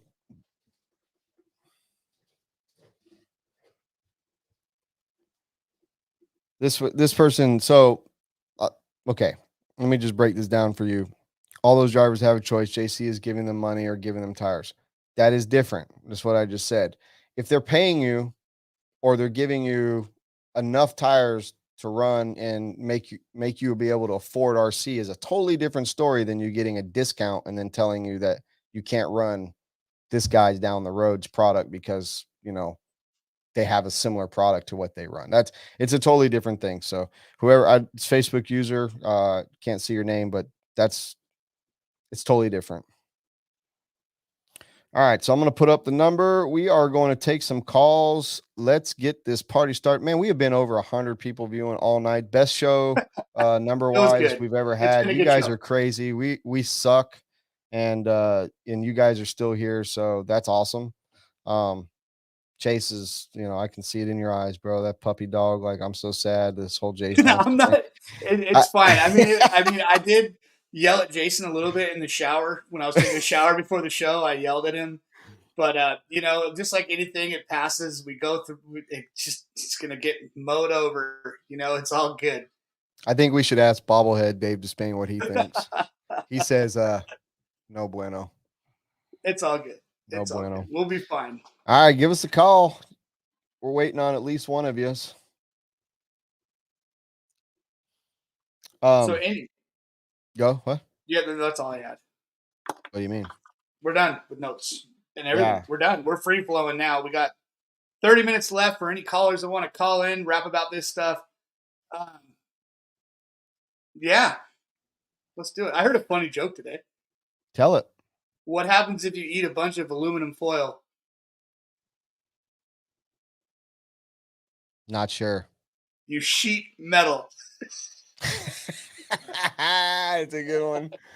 That's actually pretty solid. Pretty solid. I like it. Pretty good. Pretty good. That's pretty good. Yes, man. I ain't gonna lie. I'm a little bummed out. That we haven't heard much from John from Arizona. I'm very interested in knowing. I've given up on him. Yeah, I have too, but for whatever reason, I've been like thinking about, okay, we're gonna have a show and maybe he calls, and I've been wanting to know what he thinks of uh all the satellites that are being launched by Elon Musk and the Skylink or whatever that shit's called. Like, does it have an effect on aliens visiting? Because I mean, it's got to make more traffic. Instead of they got to dodge and weave a little bit more. That's for sure. but do they actually have like a direct link to us because of it, or yeah, not too sure. Why is that showing up on the screen like that? What's that? Is it the right number? Something coming through, Robert? Oh, okay. No, something maybe it was just on my screen. Let me get out of that. Someone is calling in. It was popping up on my screen, but I forgot that my phone's hooked to my computer. So it sounds like Robert's got somebody on the line. he does. I'm nice. Well, thanks for everybody sticking in. I mean, the numbers have been great today. I appreciate it. Appreciate watching our show. It's fun. Yeah, I'm pretty sure that anybody that is stuck around this long is true fan, and they will share the next time. So we won't see you guys again until after the first of the year. So this is the last show of the year, dude. You might not even see us in the first of the year. I'm going to be in Egypt. I don't even know. I think I'm leaving the 30th, and then I'm coming back on like the 14th or 15th or something like that. We're going to be for a while. We're going to miss the show unless I can get a guest to come in. You should get a guest in. Yeah, I'll try to get a guest for that week. I don't know if anyone can take your place though, Chase. That's the problem. I almost got Keenan on to join us today. Maybe I'll get Keenan. It was close. One. You should have Keenan come in. I'll work on that. Curtis Kroom says. All right, what about Lucas? Lucas will be a good one. Yeah, maybe. Everyone's you get him easy. On. Just say, hey, like go across the street, dude. Well, the difference is I'd have to probably pay him, whereas Keenan would be free. Keenan or Curtis says it's because of the stash that all these people. Or Mark Santa Maria. That would be a good one. Mark's been on. I need to. Keenan might be a good one. You ready? We got somebody. Let's bring him. All righty. Jesse. Oh, shit. What's up, Jesse? What's up, Jesse Tribuco? What's up? What's going? Make it rain. Dude, what's going on, dude? How's it going out there? You staying out in the river? No, I'm out in Palm Springs. Oh, okay. Yeah. I mean, what's on your mind tonight? Are you talking to me? Yeah. Well, I don't know. You were talking to Keenan. What? Hey. Yeah, Jesse Tribuco. What's going on? When are you going to make it? Jesse's a local dude. He started at CTRC and branched out into the bigger tracks and things like that. And he's definitely an interesting, fun feller to hang around. So let's do a beer count. Let's do a beer check with Jesse Tribuco right now. How many beers have you had tonight, Jesse Tribuco?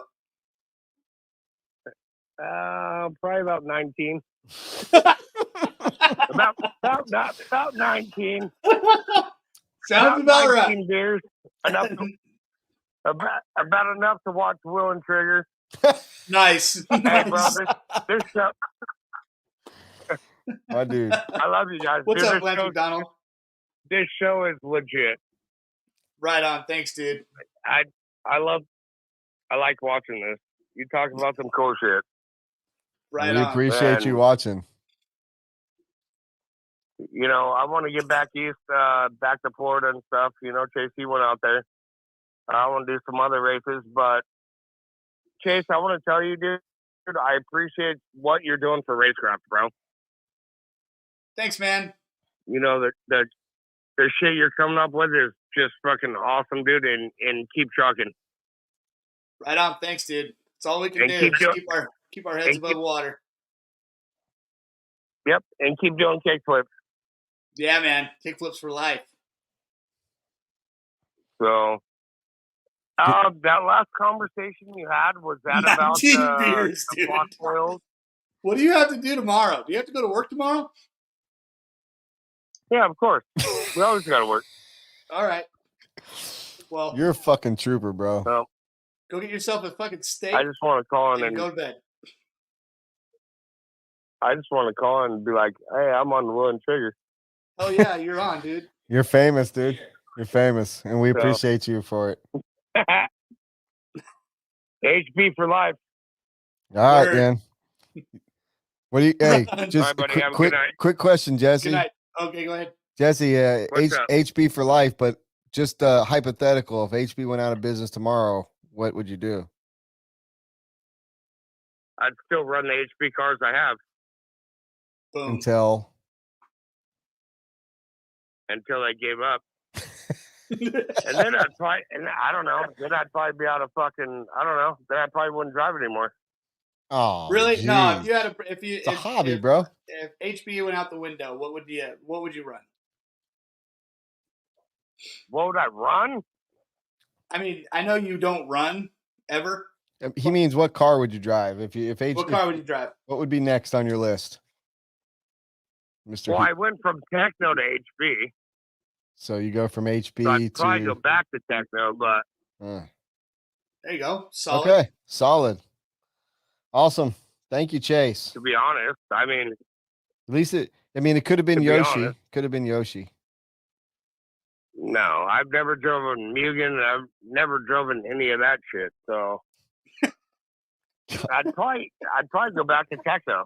Okay, That's a solid choice, man. solid choice, man. We appreciate that. All right. Hey, Thanks for calling in, Have Jesse. All that- right, guys, have a good night. have that 20th for us. Round up your numbers, all right, bro? Yeah, you can't finish on an odd number, dude. All right, You bro. got to go 20. Yep. All right, bye. All right, who's the next caller? Chase, you got this for a minute. All right, I'm here. Oh, hey, man, full screen. Man, this has been one heck of a show. Sorry I had to get a little salty. It takes a lot to get me salty, man. You know, if I get pissed off at something, it's usually for a pretty good reason. So sorry about that, guys. Usually try to be the fun-go-lucky one, but whatever. Well, the cat's in the cradle and the silver spoon. Who's calling in? We've got just a little over 20 minutes left in the show. And, yeah. Is there races going on next weekend? I don't know if there's anything going on next weekend. I think I'm going to clean my garage next weekend. Maybe do a little bit of skateboarding. Oh, you know what I've been wanting to do is build my new car. That's what I need to do is build my new car. So I'll probably get some chores done, build my new car, and then maybe go to the track the weekend after that. Oh, the weekend after that, I'm going to be in Egypt. Shit. I've been staring at this new car for a couple weeks and just haven't had the motivation to build it. But we'll get there. What's that shirt all about there, Brent? Free man? I just heard who our next caller is, and I think we should hang up on him before he even comes on. All right. But Robert probably won't fucking listen to me. So Dude, that dude all right, send him drank through. Send him through. 3 beers and decided to it. call in. Fuck it. 20 beers. Let's go. Drew. Drew Singer, what's up, baby? You know I can fucking hear you. Oh Right? shit. No. Yeah, Damn. like the podcast Shit. is live. Oh. While I'm waiting. Damn, Sucker. I could never thought in the wildest dreams you were actually listening to a word that's coming out of my mouth. Solid idea, I'm always Case. listening to everything that's coming out of your mouth because I'm coming in it, baby. Oh my God. Oh, brother, Thanks. this guy stinks. I agree. Thank you. What are you talking about? Brent's beautiful. Man, he just He's peak physical performance at all times. Like what's wrong with Brent? Huh, Chase? He's not good enough for you? Dude, I don't know, man. Maybe it's just he hasn't washed his mustache in a while. What is going on here? That mustache is haggard. It's haggard. I'm sorry. It's terrible. You need to get rid of it. Says a dude that I don't want to fuck. Whoa. It's like a micro Whoa. handlebar mustache. There was no talking. It's like There was no talk about. So you. Drew, I think we got a name for this mustache that Brent has. It's not a handlebar. It's not a standard issue. I think it's like a big wheel stash. You know, No, that is definitely we're gonna name that the too big big wheel. to be in red. The big wheel. The I big like it. Big wheel Brent, dude. Oh, shit. I like it. Okay. Yeah. Okay. What, Drew? Yes, What are you doing, and what do Yes. you have to say? Mike Battier, what's up, dude? I am drinking a twisted tea. I just came off of the Nitro Pro page, just doing some new product release. We got some batteries in, so Nice. just gotten that stuff up on the website and just talking to some people. We've just got over inundated with resumes, so just trying to Word. figure out how we can streamline that a little bit better. So Yeah, I'm about to as you throw. both are well aware, this go ahead. I'm about to throw some of them new J&T Nitro Pro servos in my new car that I'm building. Well, I I'm think really they're the happy ones. that you guys are able to run them. I think they Well, are. I know. don't know. I haven't know looked at them it's- yet. you know, I just it's said, been, give me some servos. yeah. It won't be long. There'll be servos out, and you won't be able to run them. What? Nothing. All right. Why would you? Oh, your servos? No. Yeah. Soon, Do you understand the words are coming out of my mouth? soon. As soon as you get me the rendering.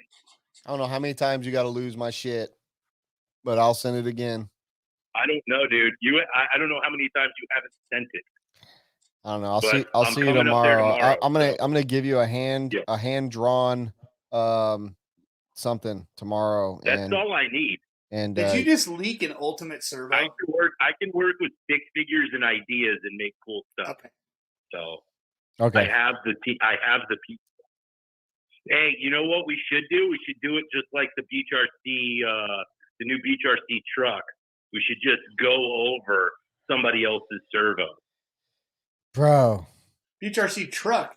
Oh, not the whole world has seen the new what we called the white whale. They haven't seen it? No. So Beach RC, and I give all credit to Drew Singer on this on this idea, but we did buy a very large Snap-on tool truck, and we have outfitted it as our new white whale and wrapped it, and it is fucking bitching. So coming to a track near you. Lucas has said he wants to travel 2 to 3 times a month. So there is going to be a lot of white whaling going on in the eastern side of this country. So very cool. And there will be more product. There will be more product in the new truck than there was in the white whale. He's not lying. I was very skeptical at first, but one of the better investments we've made for a store. So we are setting the precedent on the East Coast. I'm sure the West Coast will follow in suit. They're always about 5 years behind us. So, it's okay. It's okay. Right on, man. Dude, I want to get the Panda wrapped so bad. Just drive it out here. We'll do it. Well, but yeah, make sure if it's already got some lettering on it that he actually takes it off, because he wrapped over the Snap-on lettering. Oh shit! Still see underneath. No, we did that on purpose, one way just to do so it. you know. That was purposely done. That wasn't a oversight. Oh, was it? You could have fooled me. Yeah, Your anal that's a retentive bold attention move. to detail. Yeah. You're pretty anal about your stuff, man. I was very surprised. There's been a lot of that talk you about didn't anal in this pull. call. Oh God. Most anals in Whoa, one nobody call. talked about anal. I'd rather not. We haven't. Yeah, we don't need to go there. Everything has been really good, and we've been over 100 the whole time, but you are literally dropping us down to right at 100. So come on, what you got? You got something good? What you got? You got something juicy you want to spill? What? Well, dude, I mean, listen, we've got some silly season stuff coming on. There we it can't goes. Below 100. we can't really talk about that kind of stuff right now. still got contracts out. You've got some silly season stuff coming up yourself. So it's going to be a very, very fun end of the year for everybody. So, Drew Singer, tell us about this new keep it battery. suspenseful. What kind of plugs does it come with? That face It's is so 5 mil mundane, bullet. dude. You're like, That's just my It's face, 5 man. bullet. oh, really? I thought you were just. Oh, we've done these. We did saddle pack. We did 2 stick packs. Why? Okay, cool. Saddle pack. Why'd you do stick packs? So we got a 6500 and an 8500 Why'd you do stick packs? because everyone's going to saddle pack. Yeah, but not stick packs. So are they Yeah. what are they bullets? Are they freaking mandatory wires? They're 5 mil bullets. Nice. Yeah, everybody's running full size stick pack. No, nobody is. If you're not running full size stick packs, you should be running full size stick packs. Why? Because you're making All them? the cars are capable. No, because you're gonna run a 2S shorty, and You literally run try to S Works cars, and they're built for the shorties. Like, what were you thinking? What are you talking about? You can run the full size stick pack in the S Works car. Nobody's running that. They should be. Okay. All right. Well, it's solid. You New can product run it. got a You have to nitro, put- bro. You have to put the spacer. You've got to put the spacer on. You've got to put the spacer on it to run the shorty. Am I wrong? What's No, the no, graphics package look no, like you- on these new no. saddle packs? No, you're not wrong. You're not wrong. What's the graphics package, Drew? Let's Yeah, hear it. how's Right. it? How's it look? You got pictures? Send us Well, I'm pictures. thinking, like, hey, listen, have you ever tried to buy those fucking $40 weights? They're actually $50 now for the S Works car. Just put one of our batteries in the back. That's a good Save point. yourself Throw a stick pack $2,000 in. in freaking Drew, why do you sound pissed? Dude, he's so angry. You hear I'm that? so I mad. hear, Because I hear that too. You hear because that? have to buy $50. Because he just got off a Zoom call with 40 Nitro Pro drivers going, nuts, saddle pack, and then we're just like, whatever, dude. And he's like, fuck you guys. $50 for 2 of them, Dave. Quit breaking my balls.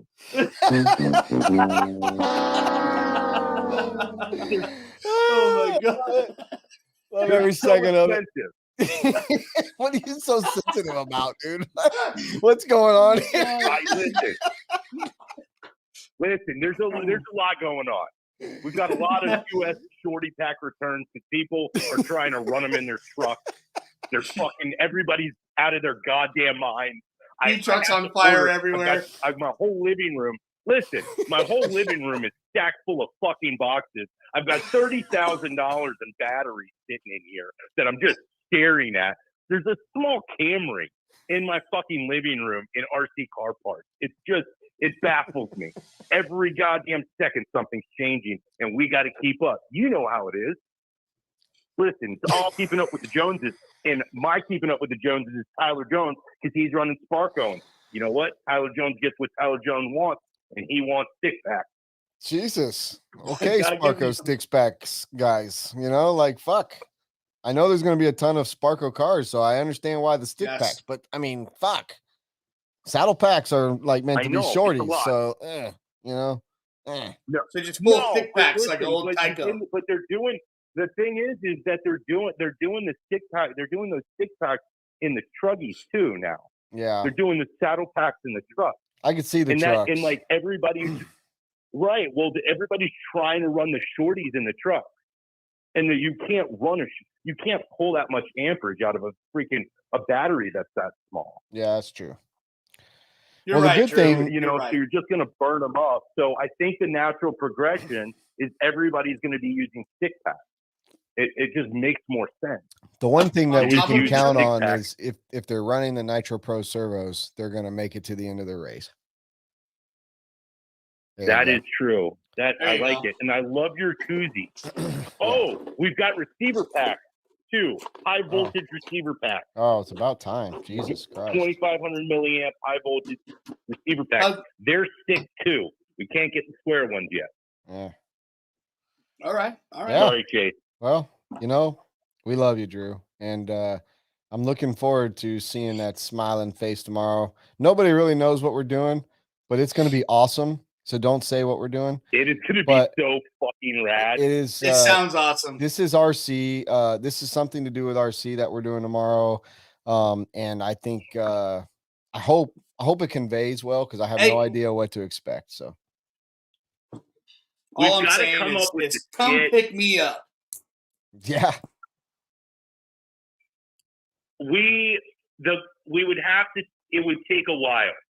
The Little while. plane's not that fast. Well, fucking told We could you get not there, to- and we could we- get there What now. are you? What are you doing right now? I literally said we can't say what we're doing, and you're fucking saying what we're doing. Oh shit! I wish. sorry. Yeah. All right, We're Robert, not- Robert, we're not- we're done. not We're flying- you're done. You're not flying a You're private done. plane, bro. You're no, done. not happening. Jesus. Good grief. I sure Bruce hope there's Singer. somebody else willing to call in and talk to us right now because this guy has lost his damn mind. There is If you have nobody a that- 1992 there's nobody that Toyota loves you more Camry, than you I can do. go to I- Drew Singer's house right now and trade it for a bunch of batteries. Drew, I realize there's nobody that loves me as much as If you you do, but that got does. if you got a 2020 Civic, I'll take it. Come get these batteries. So It's fucking a 95 Sebring. I'll take a 95 Sebring. Convertible. Oh man, Yeah. with the gold Convertible? package, convertible. That's a good car. Yeah, That's it a wasn't good bad. car. It wasn't bad. Do you remember that skit with Will Ferrell? I trust the Sebring. You will respect me. Oh boy, man, Oh our my viewers God. haven't been this low all day. Nope. Fucking But ruined that's it. okay. Hey, We were trying to stay Jack, over who 100 cares? till 11. You ruined it. We're the only ones that matter. What's going on with Racecraft? I didn't get to see you guys before. You guys got anything new coming out? We're working on some stuff, man. We got command modules coming. They probably Yeah? won't be here before Christmas, but they're coming. So pre-orders are going to open up soon, and we got a new manufacturer. We got some premium shit coming out, and man, they are you on say the you're way. doing didn't you say you're doing like a site rebuild?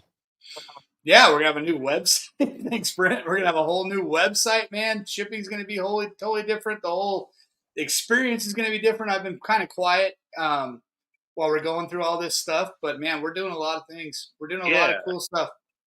Good. We got a new hat Good, coming. cool. Man, Well, hat I've should got- be here pretty soon. What's that? So What's gonna be here soon? a new hat. Oh yeah, new hat. New hat's coming soon. Man, we've got new header cards for our dealers. We decided to update them after 3 years. We've been running the same header cards for all of our products, so all the shops are going to be looking good with new, fresh header cards. So we're doing a bunch of stuff, even though we've been kind of Good. laying low a little bit.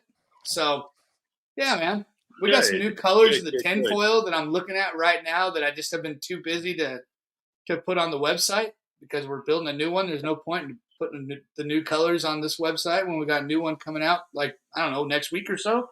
So, man, we got a lot of cool websites are always a constant thing. Yeah, we got a lot of cool shit going on, and I'm pretty excited about it.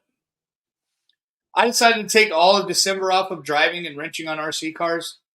I've always said that I was going to do that. I've never been able to do it, but I just that's what I've been up to. Going So to I'm taking a little Egypt, break. Yeah, you know how hard it is to go back after you start. Not Let me hard tell at you, all. It's I'm been gonna be 3 pumped. years.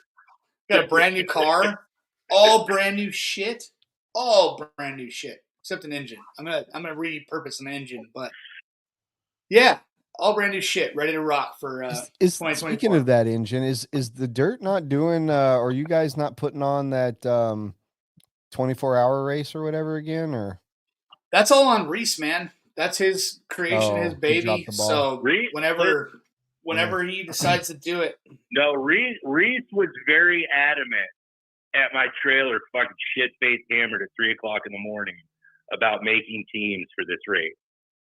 So he was, I can only assume with the conviction that he had in his big, dopey, bloodshot eyes that I know he race wants to could do it again come for hell sure. or high water. But I think he Yeah. wants to change it up a little bit, but I think he should keep it the exact same, in my opinion. Same exact thing as last year or whenever that went down. But, you know, we just hit a wheel and trigger first, Brent. What's that? Either of us have peed on this show. No, not true. Fake news. You peed? I peed just a minute ago when I shut off. Yeah, my bad. Nope, I made it through 2-hour show. Now We got I'm trying to 6 minutes figure. left I'm without trying to having figure pee. out if that's I do my. have I to just pee now. pissed But myself right now. I'm Does trying to that count? figure out if that's my kid or your kid because it's got to be mine. But my kid doesn't even have Facebook, so I don't know how that even happens. So what was that comment? it was, Dad, Mom wants you to come home or something like that. So Well, it's I not don't- my kid because I am home. yeah. So my kid. My kid doesn't even have Facebook. Oh, and Hunter says he doesn't have Facebook. All right, Oh, my man. kid I somehow can't believe he's figured out how watching to this get on show. Facebook, and they're hollering at me. But you know what? She has to understand we're not even closed yet for 5 more minutes. So, Drew, it's been awesome, man. I'll see you tomorrow, but I gotta We're let gonna you give somebody go. else a shot. We're gonna Thanks give for calling somebody in, else a shot to make us smile. You did a great job. Thank All you. right. All right. It's been great talking to you guys. I'll talk to you We'll later. see you next week. Later, dude. All right, we got time Drew for one Singer more, is the epitome of it takes all kinds. bro. You know Let what I me mean? tell you, fall Dude. brawl. Me, Dan Dickerson, who was on earlier, but it looks like he's gone to bed like a little sissy. Drew All right. Singer, and Lucas Loring. Well, we had some late arrivals to the show. We got Victor Patones, the Ricochet Yeah, that Raceway story that didn't owner, mean and anything. It's all Cody good. Bancroft, Bancroft. Lee Flowers. What? Bancroft. Yeah. Bancroft. Sorry, Cody. Lee Flowers Shout and out, Tori Bancroft. Snow. Oh man, So, all thanks good for people, watching. man. Right at Wow, the end. you guys Coming in. got on late, but thanks for coming in. You guys are the shit. Tim Barth, he's been here since like the beginning. He's just chilling. Hey, Tim. Probably laughing his ass off because where he lives in Indiana, there's nothing to do but watch us and laugh their ass off about what stupid shit we say. All right, what you got for us, Robert? Come on now, give us something good. Jeff Tribuco just gave us an update. He's 22 beers deep now. Oh, I thought it was going to get punched in. I can't. Is that Scott Harambe? What's up, What's dude? up, guys? What's happening, man? What is Well, up? I'm back freezing my ass off in Ohio. Yes. Oh, man. Yes. What is it? What is the temperature there right now? A little bit of snow, a little bit of cold weather. Oh. But Phoenix was fun. Oh. Phoenix was fun, man. Yeah, well. Did you get to see the boys rapping? Was it Thursday night? I think Camden was rapping, and I think even Spencer was trying to spin some beats or something. I'm pretty sure there's video. I didn't show up till Friday. Friday night late. Oh, I posted a live video. It was pretty funny. Yeah, Only if we would have had good. B-Rose there with Camden, that would have been dope. Dude, B-Rose spits those freaking bars, dude. Remember at AMS 2 years ago when he spit those bars to Gord Tessman about his daughter? Oh, my God. Oh, I didn't get to see that. Oh, dude. So we were playing 7-Eleven Dubs, and Gord is so B-Rose is rapping, and Gord's like, "Oh, you rap?" Because he's all about Tom McDonald. And so he comes up and he's like, B-Rose, or everyone's like, yo, B-Rose, rap for Gord. So B-Rose starts spitting some bars and he starts throwing some stuff out there. Well, the next thing you know, he starts talking about effing Gord's daughter and stuff like that. Oh, God. But, you know, all in good fun in rap music. Like, you know what I mean? Like, I'm a fucking girl, my name's blah, blah, blah, get, you know, whatever. Yeah, I'm going to get your daughter in the sack. At the end of it, Gord was like, "You're pretty good." He didn't know what to say. He didn't know what to say, dude. I mean, you're talking to B-Rose, and B-Rose is talking to Gord about his daughter, and like everyone's uncomfortable. We're really drunk. I mean, we are like cans this high into 7-Eleven Dubs, and yeah, it turned into like, holy shit! Did he just say that? That's good. That's what rap's all about. It's all about those bangers. Did he just drop the mic and walk away? No, he started apologizing. Yeah, I'm sorry. I just when I get in the zone, I don't. It's I like, can't oh stop. man, I didn't know that. I was like, it just came out. My bad, bro. You know, like damn, your daughter. I didn't mean to deflower your daughter like that. You know. Holy shit! Oh, that's awesome. Wow. Well, thanks for calling in, Scott Heckert. If you guys don't know, Scott Heckert is Spencer Heckert's dad. Kind of makes sense for everybody watching. He's Why? in every race. Why did side you by just side. classify Spencer as Scott's son? Like, what if you didn't claim him? Everybody thought Spencer's dad was a gorilla. Yeah, Harambe. Yeah, Harambe. Exactly. Me and Scott had a special moment over there at the U.S. Open. It was probably 9:00 on Saturday morning, and we both walked out of a trailer with a beer and just kind of looked at each other and went, "Yep." The way it's supposed to be.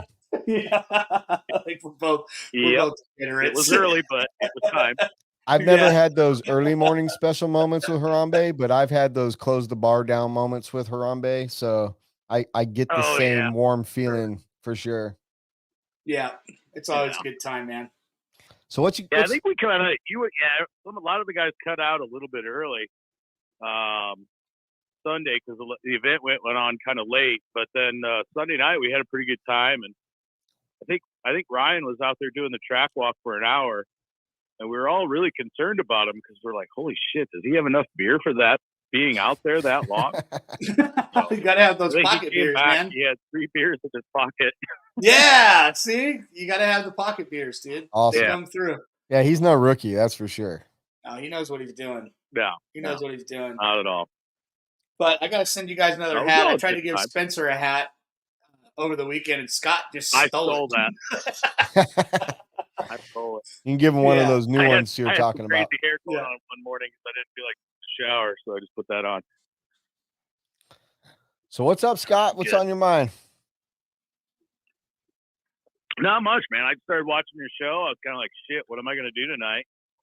And then I saw, since it was 6 p.m. Pacific time, it's like, cool, 9 o'clock, have a beer, listen to the show. So I listened to it from the beginning. It was pretty good. I liked it. Right on, man. So I liked all the crazy antics at the beginning with the stupid stuff, the motorized bathtub, and yes, what, the anal probe, whatever you want to call that thing, and a coat hanger. I mean, who doesn't want one of those? Like colonoscopy, cell phonoscopy. Hey, who needs health insurance when you can check your own fucking colon? Yeah. Hell yeah. I'm in. I just thought of something I should have thought of. I had to call in, so I was like, man, you know what? It's quiet tonight, so I'm gonna call it. Right on, Scott. What are your thoughts on the switch your team Heckert is making? Mind you, nobody knows exactly what the switch is. Nobody knows where you're going. We only know that you guys have left S-Works. So what's your thoughts and how you feel about it? I feel really good. That cut deep. It's kind of, I can't really say a whole lot. I don't really want to let the cat out of the bag or anything like that. But nothing about the brand, but thoughts about, you guys have been with S-Works for quite a while, and switching to new brands. Started out with TLR. So the last car he ran at TLR was a 4.0, and then he ran HB for 3 years. And the last car there would have been the 819. I think it was the RS, which is cool because we still have the TLR 4.0 hanging on his wall in the basement. We still have the HB car hanging on in the basement, and now the S-Works car will go right next to it. So we brought that home. So it's something I think that maybe he needed to do. A little bit. And I don't really know why, but it's just something that just kind of, without just basically flat out telling you where we're going, I can't really say why. Okay, just a breath of fresh air or something, you know? Yeah. So, there you go. No harm, no foul. I think once he makes that announcement, it'll make sense. Oh, for sure. It totally makes sense to me. To everybody. But I don't know. Nothing about anything. It wasn't S-Works car related by any means. Yeah, I spoke with Spencer. Well, I had a conversation with Spencer through text message and wish him well. We're still boys. You're still my Harambe. I love you guys to the fullest. Yeah, it's no always hard feelings. hard. I mean, because it's the hardest thing in the world to do. And it was really hard when we left HB. It was hard when we left TLR, because you spent so much time with them and your setup knowledge and your parts and just knowing the little tricks of the car and stuff of that nature. It was a very Spencer struggles with that. It was a very hard decision for him to make, and he's got a lot of brand loyalty. He definitely does. But it's not like we're doing anything. His contract was a 3-year contract, and he always makes sure that he honors those contracts. We wouldn't ever dare to break a contract unless it was, let's say, both sides wanting to do it. So, yeah, it's just something that happened, and it was an opportunity that was like, whoa, all right, cool. So we'll see what happens.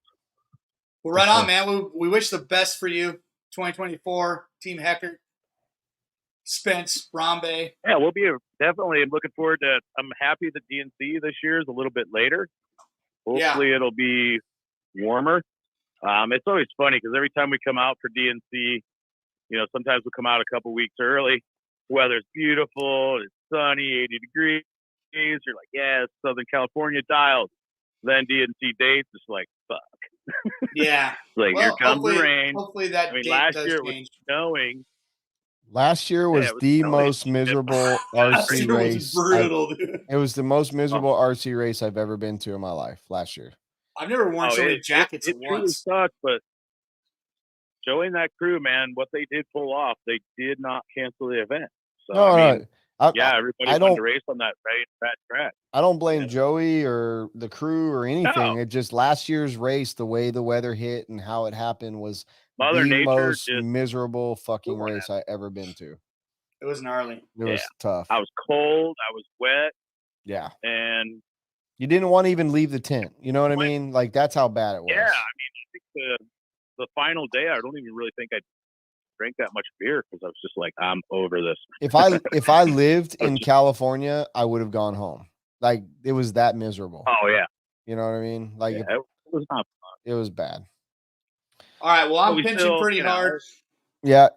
He's time. Harambe, my man Chase over there hasn't pissed yet tonight. He is literally having a conniption. He's almost got a piss hard right now. Dude, you could probably cut forth. Yeah, exactly. So if it was a little bit cold in there, he could probably cut glass also. So at this point in time, we just want to thank you. Thank you for your support. Thank you for listening. Right. Thank you for talking. Thanks for calling. Just try to keep Chase on just a little bit longer, make him like want to piss more, just got to keep him just a little bit longer. Scott, it was a great time. Thanks for calling in, Scott. Things are getting pretty brutal over here. We do have dampness in the pants. Shit. I'm getting a little older, so it's getting a little hard to hold that in, That's my bad. All right. Scott, love you, buddy. Later, guys. We'll see you soon. Bye. Later, Scott. Chase. Yo. 6. Love you, man. Good show. Love you, Good show. We were up over 100 all the time until fucking your boy Drew came on, so that's your fault. Have a great night. We're gonna do this again. You're not gonna be here for the first of the year, which is probably awesome. Mid-January. Next time I join you, you should definitely have a surprise guest in. I will. Stand-in. It'll be okay. I'm gonna work on that. I'm giving you the hall pass. But I think no matter where you are, you need to figure out the time zone. And you need to try to freaking call in via internet that night because we want to know what's going on in Egypt. Oh, for sure. I'll call you straight from the camel phone. That's what I'm fucking talking about. Camel phone, Robert. All right. Well, hey, all you guys, thank you for watching. Thank you for just keep supporting us, man. Have a very Merry Christmas. Happy New Year. We're going to be back right after the New Year. You guys be safe. Make sure you drink at least 22 beers like our dude out there, Jesse. Be safe, stay home, drink more beer, watch racing. Yeah, man. Don't fucking take it too serious. Make sure you enjoy your hobby. Everybody, I love Christmas. Merry motherfucking Christmas, you filthy animals. Chase, love you. We out. Jose Castellan, rest in peace, brother. We love you. Rest in peace, my man. Robert, Merry Christmas, homie. Merry Christmas.